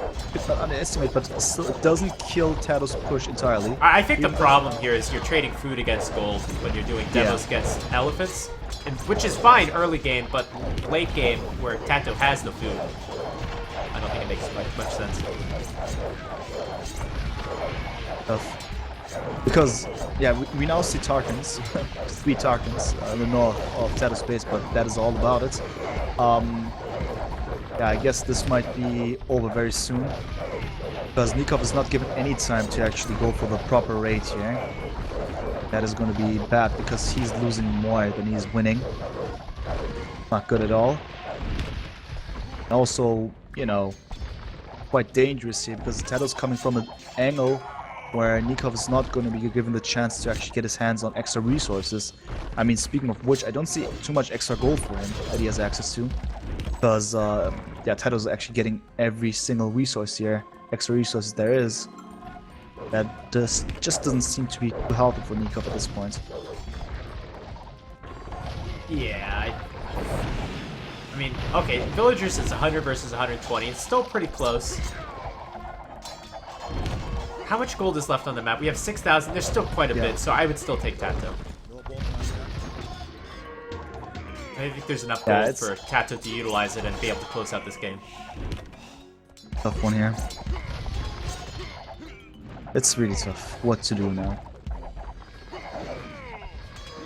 There's some gold left, indeed, but TaToH's making use of everything here. Just check something in background. 3 relics for Nicov for the record, 2 for TaToH. And yeah, elephants coming from the north. And yeah, just the push from the beginning on from TaToH. The east, siege workshops producing rams and scorpions. Now some more halberdiers by TaToH, interestingly. Yeah, now we have light cap being transitioned from TaToH. So I think maybe if this game went late game and both players had equal resources, maybe the Huns could do something against the Khmer. You know, good chance. But TaToH has the extra resources. He has the extra gold. He has the extra stone. And he has the map control, so he can raid from every angle. Pretty much. And what we always like to say is Huns without gold. It's not ideal at all. When they have to shift into the trash. Oh, it's better than Khmer without gold. True as well. And in this case, the Khmer guy has all the gold that he needs. Therefore, it's an awkward situation, but at least we see quite some heavy demo ships once again by Nicov. They're just going for, what is that? Halberdiers and a couple of heavy scorpions. Not the best trade there. And he's not in a situation where he can just trade like that. Getting more and more gold for a couple of enemy trash units. But at least I feel that the push from the east, the little part of the map here, TaToH is not producing so many units. What does it do actually? What is the plan now? From TaToH, well, it looks like Nicov is actually able to take over the middle again. TaToH running really low on gold, I think. I think that's why he's not able to have as many elephants as he was. So Nicov has control of the hill. Now TaToH's trying a different approach. He's going to try to raid. I really hate the castle from Nicov on the bottom. It's in the corner. The castle should have been on top of that hill next to all those farms on Nikov's base. Oh yeah, I see. Well, it is currently an interesting situation because Nicov also has top score for the records. Just isn't over. Well, it looks like TaToH ran out of momentum. Sure, and that is quite interesting because he actually has those extra resources, but they just don't provide him with too much income here. I think it's the gold. I think he doesn't. I think he's obviously the food is the same. He's investing a lot of food into light cav when it normally would go into elephants, but just doesn't have enough gold for the heavy scorpions and for the battle elephants. I wonder because TaToH's actually having enough resources to click to imp if this was a regular game. Now we see galleons. Galleons, man. This is crazy. What is this game? This is crazy. No, this game was supposed to be over. This game was way over. Yeah, but the game just changed. I guess as soon as TaToH couldn't get enough gold. It's so strange because he actually has the goals, as in the. Oh, he's got 1,000. You're right. Yeah. Yeah, but it's still strange. I mean, you're correct by saying this, but what is he doing with his resources? He has 1k gold. He's now spending it a tiny bit. Well, he's investing into Galleon now. So it's Galleon and light cav. Galleon and light cav, man. And Nicov getting up a castle right where I thought he was going to be, defending that area. Right now it's 80 versus 125. Really don't count TaToH out. He's still got a much better economy, and that's going to help pay off. So Nicov is going to have to hold his ground and rebuild his economy. That's the plan. That is what he's supposed to do. Check out if those galleons will make a change here. It's so interesting that he's actually going for that strat. Is it a masterpiece? Is it going to work?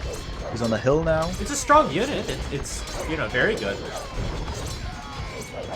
Here comes more demos from Nicov. Demos are they the MVP of this matchup? Maybe. I don't know. I wonder where they're going now. To the north, that is. Yeah. Okay, not moving anymore. Now TaToH's attacking once again. But the way Nicov turns this around is he needs to raid. His army is great at raiding. We haven't seen that yet this game. Yeah, not at all. Not at all. You're right. Instead, we've seen TaToH with the light cows, which was semi-successful. But now I feel that gold is getting more rare. That's still 2k gold on the map. But I still wonder where the gold is actually hidden here. Here inside of TaToH's. It's in the north. No, that's just it, right? That's the only gold. Yeah. Fair enough. And there's a little bit where Nikov's castle is in the south. Oh yeah, true as well. Okay, so that's that. We also see rams again by Nicov on the hill. Tank up some fire. That's good. I wonder if Gallants is the right choice. You said it. It's a strong unit. We underestimate, but so far they're just. Well, it's a strong unit, but is it stronger than? Is it stronger than galleons and? I mean, sorry. Is it stronger than heavy scorpions and battle elephants? I don't think so. Yeah. So strange. And TaToH's quite quite interesting on his gold consumption because he is constantly around 1k there. And I wonder, you know, for what reason. Probably wants to build up a momentum. All right, so since we have a little lull in action, I have a good analogy for this game. So I've been watching the Viper play his Age of Mythology campaigns, basically where they spam millions of units at you within the first few minutes. Right. Those kinds of missions. I don't know if you're familiar with Age of Mythology, but yeah. Like in Age of Empires 2, sometimes you play a campaign and they spam millions of units at you at the opening minute. Yeah. So once I weathered the storm, I thought I finally had this mission under control, and it ended up I didn't because about 10, 20, 30, 40 minutes later, as they're spamming units, I run out of gold. So yeah, I thought I weathered the storm, and then I didn't because I ran out of gold, and I didn't use my gold efficiently. So next time I restarted, I needed to use the gold efficiently. Yeah, I understand. So maybe that's TaToH's plan here. Now the score is really tight there. They switch the positions. They're now flaring as well. What is this flaring about, man? Why was that on purpose? But fair enough. So that is one thing. We see skirmishes on the on Earth, but fair enough as well, I guess. Maybe against enemy halberdiers. Is that the idea? Well, at this point, there's no gold left, so it's going to be. You know, if this really goes down to 0 gold, and it's getting pretty close to it, there's a little bit left, there's a few relics, but if this gets down to 0 gold, the Huns probably have better trash. They most definitely do. It'll be problematic then for TaToH. Yeah, it's Hussars, Halberdier, Elite Skirmisher. Only the Halberdier lack 1 upgrade. And then for the Khmer, they get Light Cav, their Halberdier lack an upgrade. And their Elite Skirmisher might lack an upgrade as well. Okay then. So if that is this very situation, Nicov is actually enjoying quite some good time here because he is the one pressuring TaToH now. About to go inside of the base of that, but I wonder if he has the to actually take down castles because he has a couple of rams, but that is not going to be enough. TaToH's trying to go for some. Someone in my chat asked about the relic distribution. The relic distribution is 3 for Nicov and 2 for TaToH, I think. Exactly. So it's a small difference. It's not a huge difference, but it's a little bit. That's pretty much it. So, still think, now that Nicov has understood that he maybe doesn't have the best composition, is to make sure that the push is somewhat consistent. TaToH's having a situation where he is back again in the middle. But I wonder if this situation would have changed if one of them would have dropped the castle in the middle as well. I just yeah, that would have been very good. And both players have access to a castle. They have enough stone for a castle. Yeah, that's it. So they might just be waiting on deciding where to put this castle. I don't like the castles in general for TaToH in the north. Now that we're in really late game where we're thinking about avenues of raiding and how to raid your opponent to death, it becomes really important on where you place your castles. You want your castles in the middle of your base as much as possible and in good positions. And both players have some questionable castles. Because they have to act fast, I guess, and then, you know, awkward. Maybe that's the reason. Yeah, of course. Just for the records, there's a bit of raiding on the right-hand side of the map. Nicov has killed quite some those there with his Cav Watchers. They're doing quite some work, as well as the Hussars. Yeah, they are. I completely missed it, and I'm sure TaToH missed it as well. Yeah, I mean, that can happen. It's not ideal, but the Ballista Elephant is there to save the day, it seems. That we see it. But yeah, if we just look at the facts, if we look at the numbers, it seems that Nicov has more army. Just a bit, now it's quite equal. But quite some food on the bank for TaToH. And also gold once again. Still really careful with the gold consumption. The way how he uses it. Probably waits for more of a reason to spend it and then overwhelm Nicov. That is why he is so careful. Well, it's still problem. I think that castle is new for TaToH on the bottom, and it's a very good position. If he can keep it up, there are siege rams around for Nicov, but that position is great because it enables him to raid. from that south side and keep control of the wood. Wood might be a problem later on in this game as well. Yeah, you're right. That is already getting a problem in the north. I mean, not in the north, but northwest of the map, where Nicov has his wood mine. Those rams, we've seen trebuchets and scorpions and halberdiers by TaToH. That is going to be problematic for Nicov at that point. And as I said, probably in 10-15 minutes, wood will really become a rare sight inside of their bases, so they have to move to the middle with their villagers, and that might be some good situation for their military units. Of military now, the Galleons are moving to the south of the map, wondering if they're gonna find some victims. Alright, so we have TaToH pushing on two sides, and more importantly, he's also pushing on the north, where there's 3 relics right in the view of those trebuchets. And Yeah, I'm disappointed, actually, there's a ton of stone there for Nicov. True as well. There's really a lot, man. Refuse it. Doesn't do it yet. Those traps just take down the monster would be ideal as well. Demolition ships not successful. Hussars on the way as well to take down the trebuchets, which is really important. Nicov aware of the situation that the monster is maybe not ideal now, position-wise. Therefore, trying to take it down. But in the south, it's not too ideal for him neither. The Galleons doing some work, taking down halberdiers, and about to go deeper inside of the base of Nicov. I'm wondering if, Nicov has access to pretty good galleons as well. I'm wondering if Nicov should add a few, but we haven't seen that quite yet.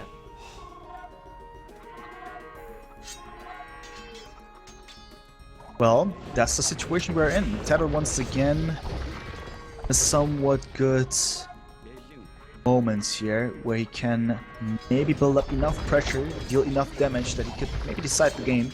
Now spending a bit more gold for the record. He's now only about 450. He had 1k plus.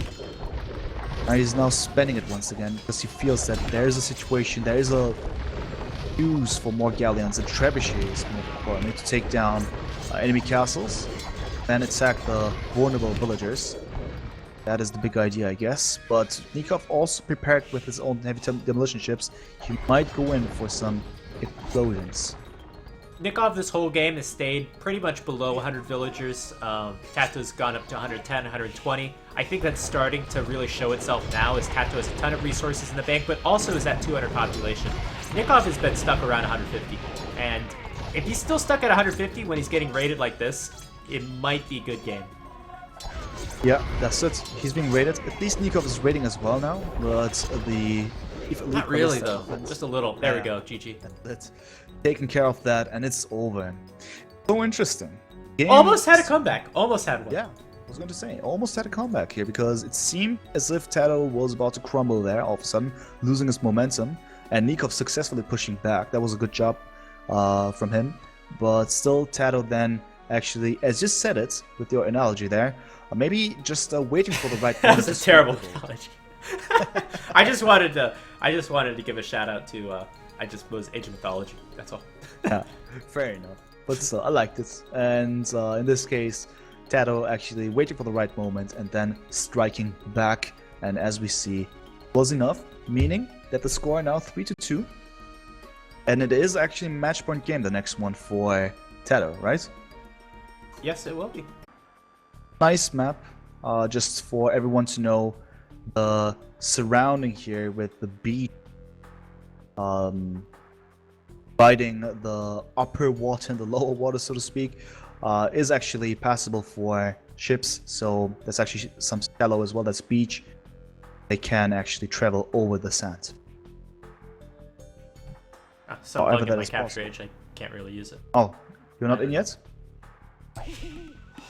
I mean, yeah, join whenever you can. I will be there.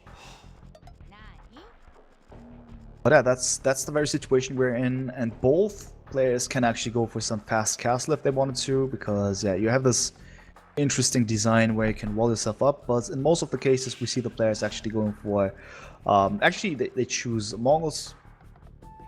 That is quite a nice thing because you have a lot of hunts. Then you can start the game with early fuel pressure, later on transition into Magadice, especially if you have map control. Until then, that would be really good. Map control anywhere in this game, really important, just like on any other map, but in this case also really deciding who has access to the middle part which is not as big because it's limited due to the water on the sides. There's all the extra gold and stone. Someone taking this area will be rewarded with a lot of extra income, therefore might even win a game like that. Something to keep in mind. Yeah, so Japanese, Italians, so yeah, it was that matchup, of course, that we predicted.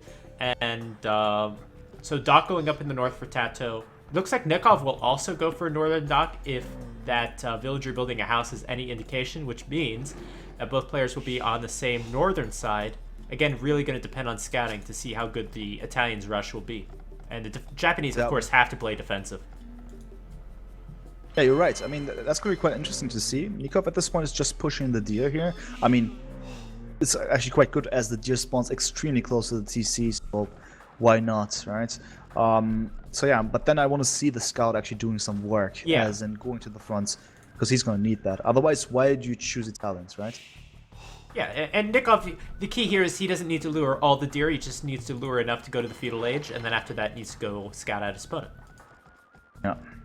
That's it. So there we go. He's finally going for it, spreading out with the scouts. On the way, probably going to meet up with a Commodore Dragon or two. And then, important, as you said, to find the stock. It's on the right-hand side, where TaToH's actually walling himself up for the records. Left-hand side currently not being touched by any of the players. This is something that Nicov is going to find out about very soon. And TaToH's deer luring skills, not as 2K as Nikov's. TaToH going to lure that deer from that deer all the way over there. It's actually kind of a big deal. He wants to get up to the next stage as fast as possible. That's not too ideal. I mean, especially on a map where it matters quite heavily on water. It's quite important. And facing the Italians, I mean, it's your best advice to actually be up as early as possible as well. We see now Nicov getting a loom, and most likely he's going to click up after that one. And then I'm curious if he's going to find his opponent's stock. He can now probably anticipate. No, he actually doesn't know about it, as he's not been to the left-hand side of TaToH's base. He doesn't know that the docks is actually not there, but he's now going to the right-hand side, and he will probably see Palisade. Maybe if he's lucky, he's going to even see the dock, and if not, he can maybe anticipate it. We'll check it out. Nicov now on the way to the next stage. There's a difference of roughly 33 seconds and their uptimes. Yeah, that 33 seconds could be very beneficial for Nicov. The rush distance is kind of large on this map anyway, though, so TaToH might be able to defend. So either way, I think that might be an advantage Japanese. Nikov's kind of scouting around a little bit with this villager. I think she's just going to build another dock there. Yeah, I think so as well. Having additional docks, of course, quite useful, especially for your output when it comes to aggressive moves. There we see it. Nicov is now going inside of the base of TaToH, and he's about to find it. Oh my god, man, he's just... Are you for real? Oh, come on. I mean, he can anticipate from the palisades, though, that there's a dock, right? Would you think like that? If you see palisades of TaToH would, like but you'd still want to see it. Yeah, right? There we go. Okay, but now he's gonna find it. Perfect. Okay. In the meantime, the second dock is up. The villager now being harassed by the Commodore Dragon. Fair enough. Fire ships in the making, and that's it. That's gonna be the Italians' gameplay. Early aggression on water. And let's see what TaToH's gonna do about it, who is now reaching next stage. And as you said it, probably more defensively playing, and he's going for archers. Well, is he giving up on water? Because that's kind of what going for archers from 2 archer ranges tells me. Or an archer range and a blacksmith. I mean, that's so interesting. It makes I don't like that decision, because he's in a good position now. He's not taken any aggression so far. The rush distance is larger than I thought. Yeah. And I think he could go for water and keep his fishing ships alive. Yeah, he sure could do that, but... But this is kind of like TaToH. TaToH really likes land aggression on water maps. Yeah, it's so interesting to see it. I just wonder if it's going to be effective, this choice. That's why I remained calm there for a second, not saying anything, because... Yeah, okay, so the first archer is there, second one in the making very soon, but how is that going to solve the issue with the 4 fishing boats down the right? They will be taken down after some time. There's no resistance, at least, okay, fair enough. A fire galley finally in the making, but that's definitely really passive there. Really passive. Yeah, and now Nicov seeing the archery range of TaToH. And Importance. what is it? Really important. Oh Yeah. wait, he didn't see it actually. Oh my god, man. Just barely missing. Important, man. And TaToH looks like going to lose his fishing ships. I thought maybe he was going to transition to the south. Now TaToH finally making a fire galley. He's got 3 archers. He's going to try to do some damage with these archers. And so far, no reaction from Nicov. Nicov is just going to have to defend this with ships. Yeah, what is this gonna be? By the way, Dames, thank you so much for the sub. Appreciate it. But, man, those are, I mean, archers on a large map with a big rush distance. Be back I one hate second. to see that. Yeah, I hate to see this. And it's not going too well here. That is going to be just awkward to say this. Say this nice to hear.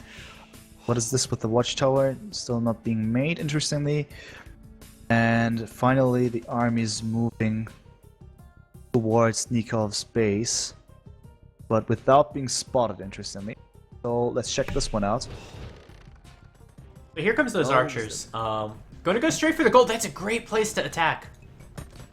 And you know, there is a fragment of a tower just behind the mill of Nicov. 1 HP. But, yeah, what is Wait, that about? is What it? is that about? You know, why did he do this? Just in case he's going to be attacked, but this is quite a surprise. Losing a villager. Wow, this is a super bad play by Nicov all of a sudden. I get it. We predicted it'd come down to scouting. It wasn't actually the scouting of the dock. It was the scouting of the archery range. Now this tower sucks. It doesn't really do anything. It really does suck here. I mean, it just prevents the archers from getting through those 2 houses. They can still harass the villagers on the wood lines if the galley wasn't there. Quite sick. I mean, this very situation is not how it should be. I wonder if Nicov is successful with his attempts on the water. He at least made sure that the fishing ships are not working properly anymore. Not at all, actually. So that's good. But we have 8 archers now. We have fletching. And more archers in the making, as well as demolition rafts. Well, it's an interesting dynamic. Nicov has water control with the ships, and TaToH, of course, has his land army. I think Nicov would be in a much better position if his fishing ships were actually taking deep fish. Instead, they're taking a little box turtle. So that would have been a great boost to his food economy, and it looks like TaToH's about to go up to the next age. There we go. Castle Age for TaToH. Wow. Okay. So I strongly assume we will see some crossbows, at least. Maybe we'll see more than that. More archery ranges. Fair enough. And what about Nicov? Well, I mean, he has the talents bonus. He's going to be able to click up very soon as well, but he's not very close yet. Needs a bit more food. Then he's going to be there. Alright, key for this game is going to be scouting Nicov not finding the deep fish actually next to his dock. So that's a big deal. Oh my god. Oh. That's so unfortunate, man. And Nikov's economy is terrible. He's got a bunch of villagers idle. They're going to go to wood. He's kind of stuck in the corner once again. Oh, not looking good. Like, crossbow's going to do so much. Yeah, for sure, for sure. They're gonna deal so much additional damage. And we have to keep in mind that this is MSC, so of course the boats, especially galleys, are nerfed here. Not gonna be so nice for them to engage. But as you said, the scouting, I mean, it's so super unfortunate. This game could have been way more different, way more in favor for Nicov, maybe even, if he was able to spot a couple of things. They're not being able to spot the archery range, and even a couple of mistakes when it comes to water scouting for his fishing boats. That adds up heavily. And there we have it. Castle Age. Nicov has now clicked up as well. Crossbowman. So awful. We have to keep in mind this is match point game for TaToH. He's about to decide the series here.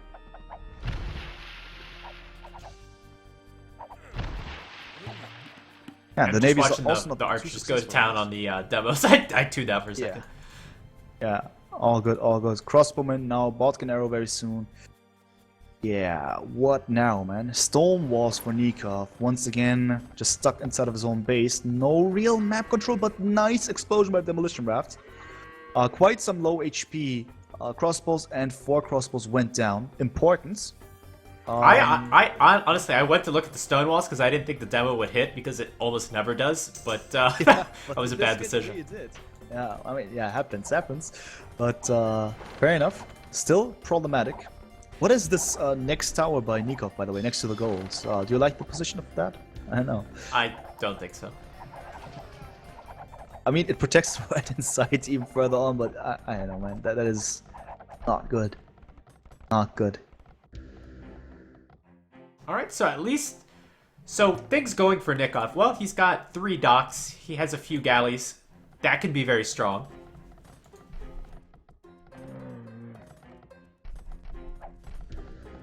Yeah, that can be very strong, but we'll see, man. Looks quite unfortunate. I mean, Nicov has no advantage here. Well, TaToH doesn't really have that many archers. Yeah, because they've been taken care of, you're right.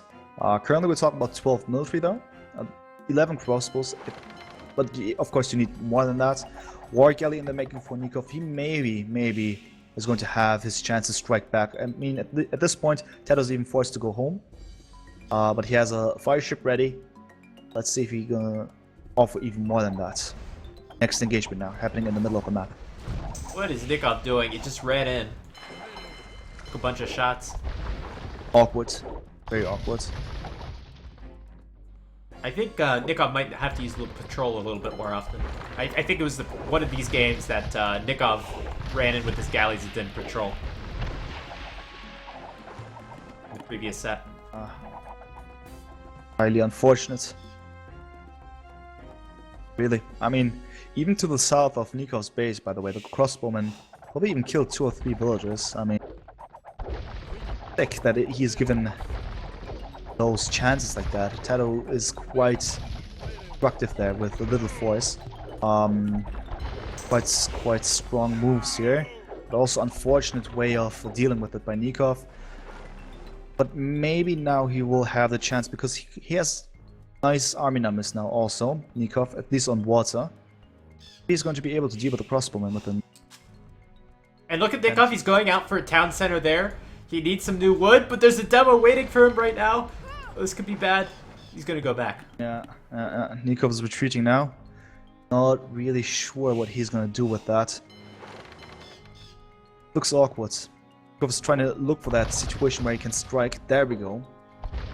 Now he's gonna be able to deal damage. He needs to take down the demolition ship. There we go. That was successful. More needs to be done. Nice kiting. But he doesn't have ballistic for the record. And that is the reason why the crossbowmen are quite successful. Nevertheless, Nicov is building a TC at a good spot here, left hand side, where he has some gold. Well, now TaToH's really massing up his military. His economy is also in a good shape, which is why he's got such good upgrades on his military, and he's got a lot of military. And of course, always have to mention, with Nikov's economy, he's lacking some upgrades. Yeah, definitely. Just double bit X. Not good. But we'll see how that is going to continue. 20 crossbowmen. I mean, at least Nicov has a speed advantage because those crossbowmen are really not fast. But now that they're massed up, they are quite dangerous when they encounter some single ships there. There we go. He's got a speed advantage. I hate the bulkiness of the ships though, because they always reform and... Especially when your opponent has ballistics. Yeah, that's awkward then. True indeed. Game not decided yet. I'm happy about this because I would love to see another game of players. But we'll see about that one. TaToH definitely will not give it away just like that. Same here said about Nicov. I wonder what their mid-late game ideas are now. I mean, for Nicov, it's quite important, and this is quite strong what he does. He now has those 2 T's in the middle of the map, and that's a crucial area, right? That's the area where you have those extra goals. TaToH still has a chance to get his hands on another gold that is not being taken yet, but he needs to hurry up, because so far the crossbowmen are out, but he doesn't deal that much damage with them. Well, what I'm seeing is that TaToH has by far the stronger army, but he's stuck chasing these galleys, and the galleys are able to go onto the... they're a little faster, they're able to go onto the area that the crossbows can't go onto. So TaToH's invested a lot into his army, and hasn't done a whole lot with it. I mean, he could have denied these town centers if the crossbows were in the right position, but they weren't. And now Nicov is coming back in the economy, going to have a villager advantage pretty soon. Very soon, very soon. No wheelbarrow, but still villager advantage. Interesting situation. Not super effective here. Also for TaToH, not having wheelbarrow, not the nicest situation to be honest, but fair enough. I see the villagers are now moving forward for TaToH. Probably a TC, middle gold there, on the middle gold. Very important. But yeah, if it just continues like that, I feel that the game is not going to be decided in Castle Age, because just with crossbowmen you will not be able to take down those TCs. And you need to take down those TCs to actually make Nicov call GG here, but that doesn't seem very likely, at least. Well, the very predictable option for Nicov is just to add a siege workshop now. I think that's going to be the best course of action. Yeah, I think so as well. That could be really helpful. Siege units, be it even rams, mangonels, all these things will be extremely helpful. Then just force TaToH into, put TaToH in a situation where it's going to be quite awkward. Let's check out this situation here, by the way. The crossbowmen are forced to engage, otherwise the TC is going to be denied here. Going to go up, that is really comfortable for him. At least that is established.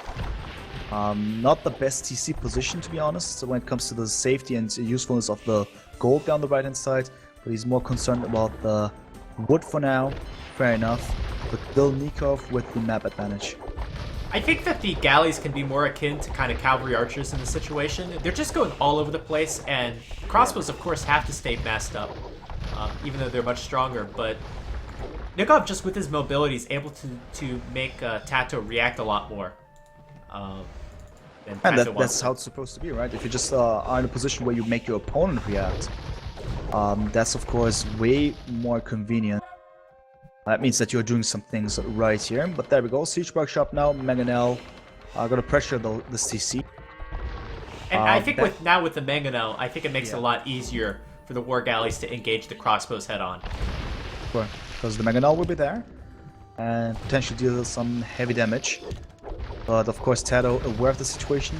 I wonder what his answer is going to be. I mean, if you just look into his base, I don't see anything besides fire ships and more crossbowmen. He didn't... Yeah, he was going for Imperial Age. There we go. Yeah. I was going to mention versus that he had. Okay. But he's also on stone for the records. He's selling the stone also. Using it. Well, oh no, he's actually investing for God Tower. Okay. Yeah, just probably for a few. As we said before, when you have only one town center, you don't have to spend it on food, and you keep all your farms working, then you might have enough resources for a fast Imperial. So that's what TaToH's going to do.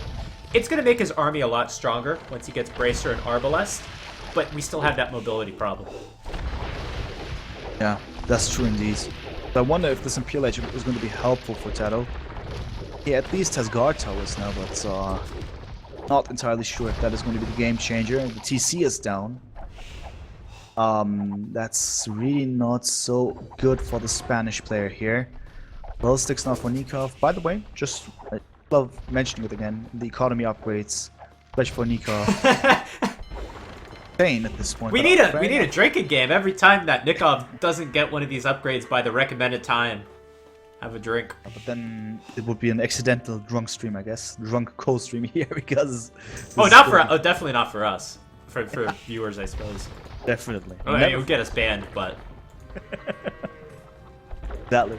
So yeah, it's not looking good. TaToH has no more map control. As in, he at least has those two guard towers. Fair enough. But yeah, where's the extra gold gonna go? Where's it gonna come from? He has what, maybe 1k gold on that safe spot of his. Yeah. That's it. Besides that, he's gonna need to hurry up. Fast fire ships now. Nicov is not there yet, but he's gonna click up very soon as well. Not so sure if TaToH is gonna be given enough time to actually have a significant amount of time as an advantage here. I mean, we both know that the Arbalest Embracer is going to be very strong, although not mobile, but we know how strong the fast fire ships are, and I don't know what TaToH's doing. TaToH's maybe saving his fire ships, or maybe he's looking for fishing ships. Well, it just so happens Nicov doesn't have any fishing ships. But there we go, fast fire ships are coming in, and they're insanely strong, but that is a lot of galleys. There's a lot of galleys. These hill advantage-wise, it's not a good position for Nicov, for a reason for him to retreat here. A lot of fire ships though. Damn. Damn, that's a lot of damage. Yeah, they're all getting stuck. They do so much damage. Oh my god.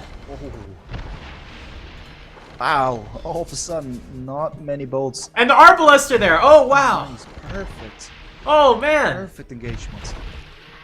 Oh, that's crazy. Man. He's actually turning around the game like that. Oh, it's crazy.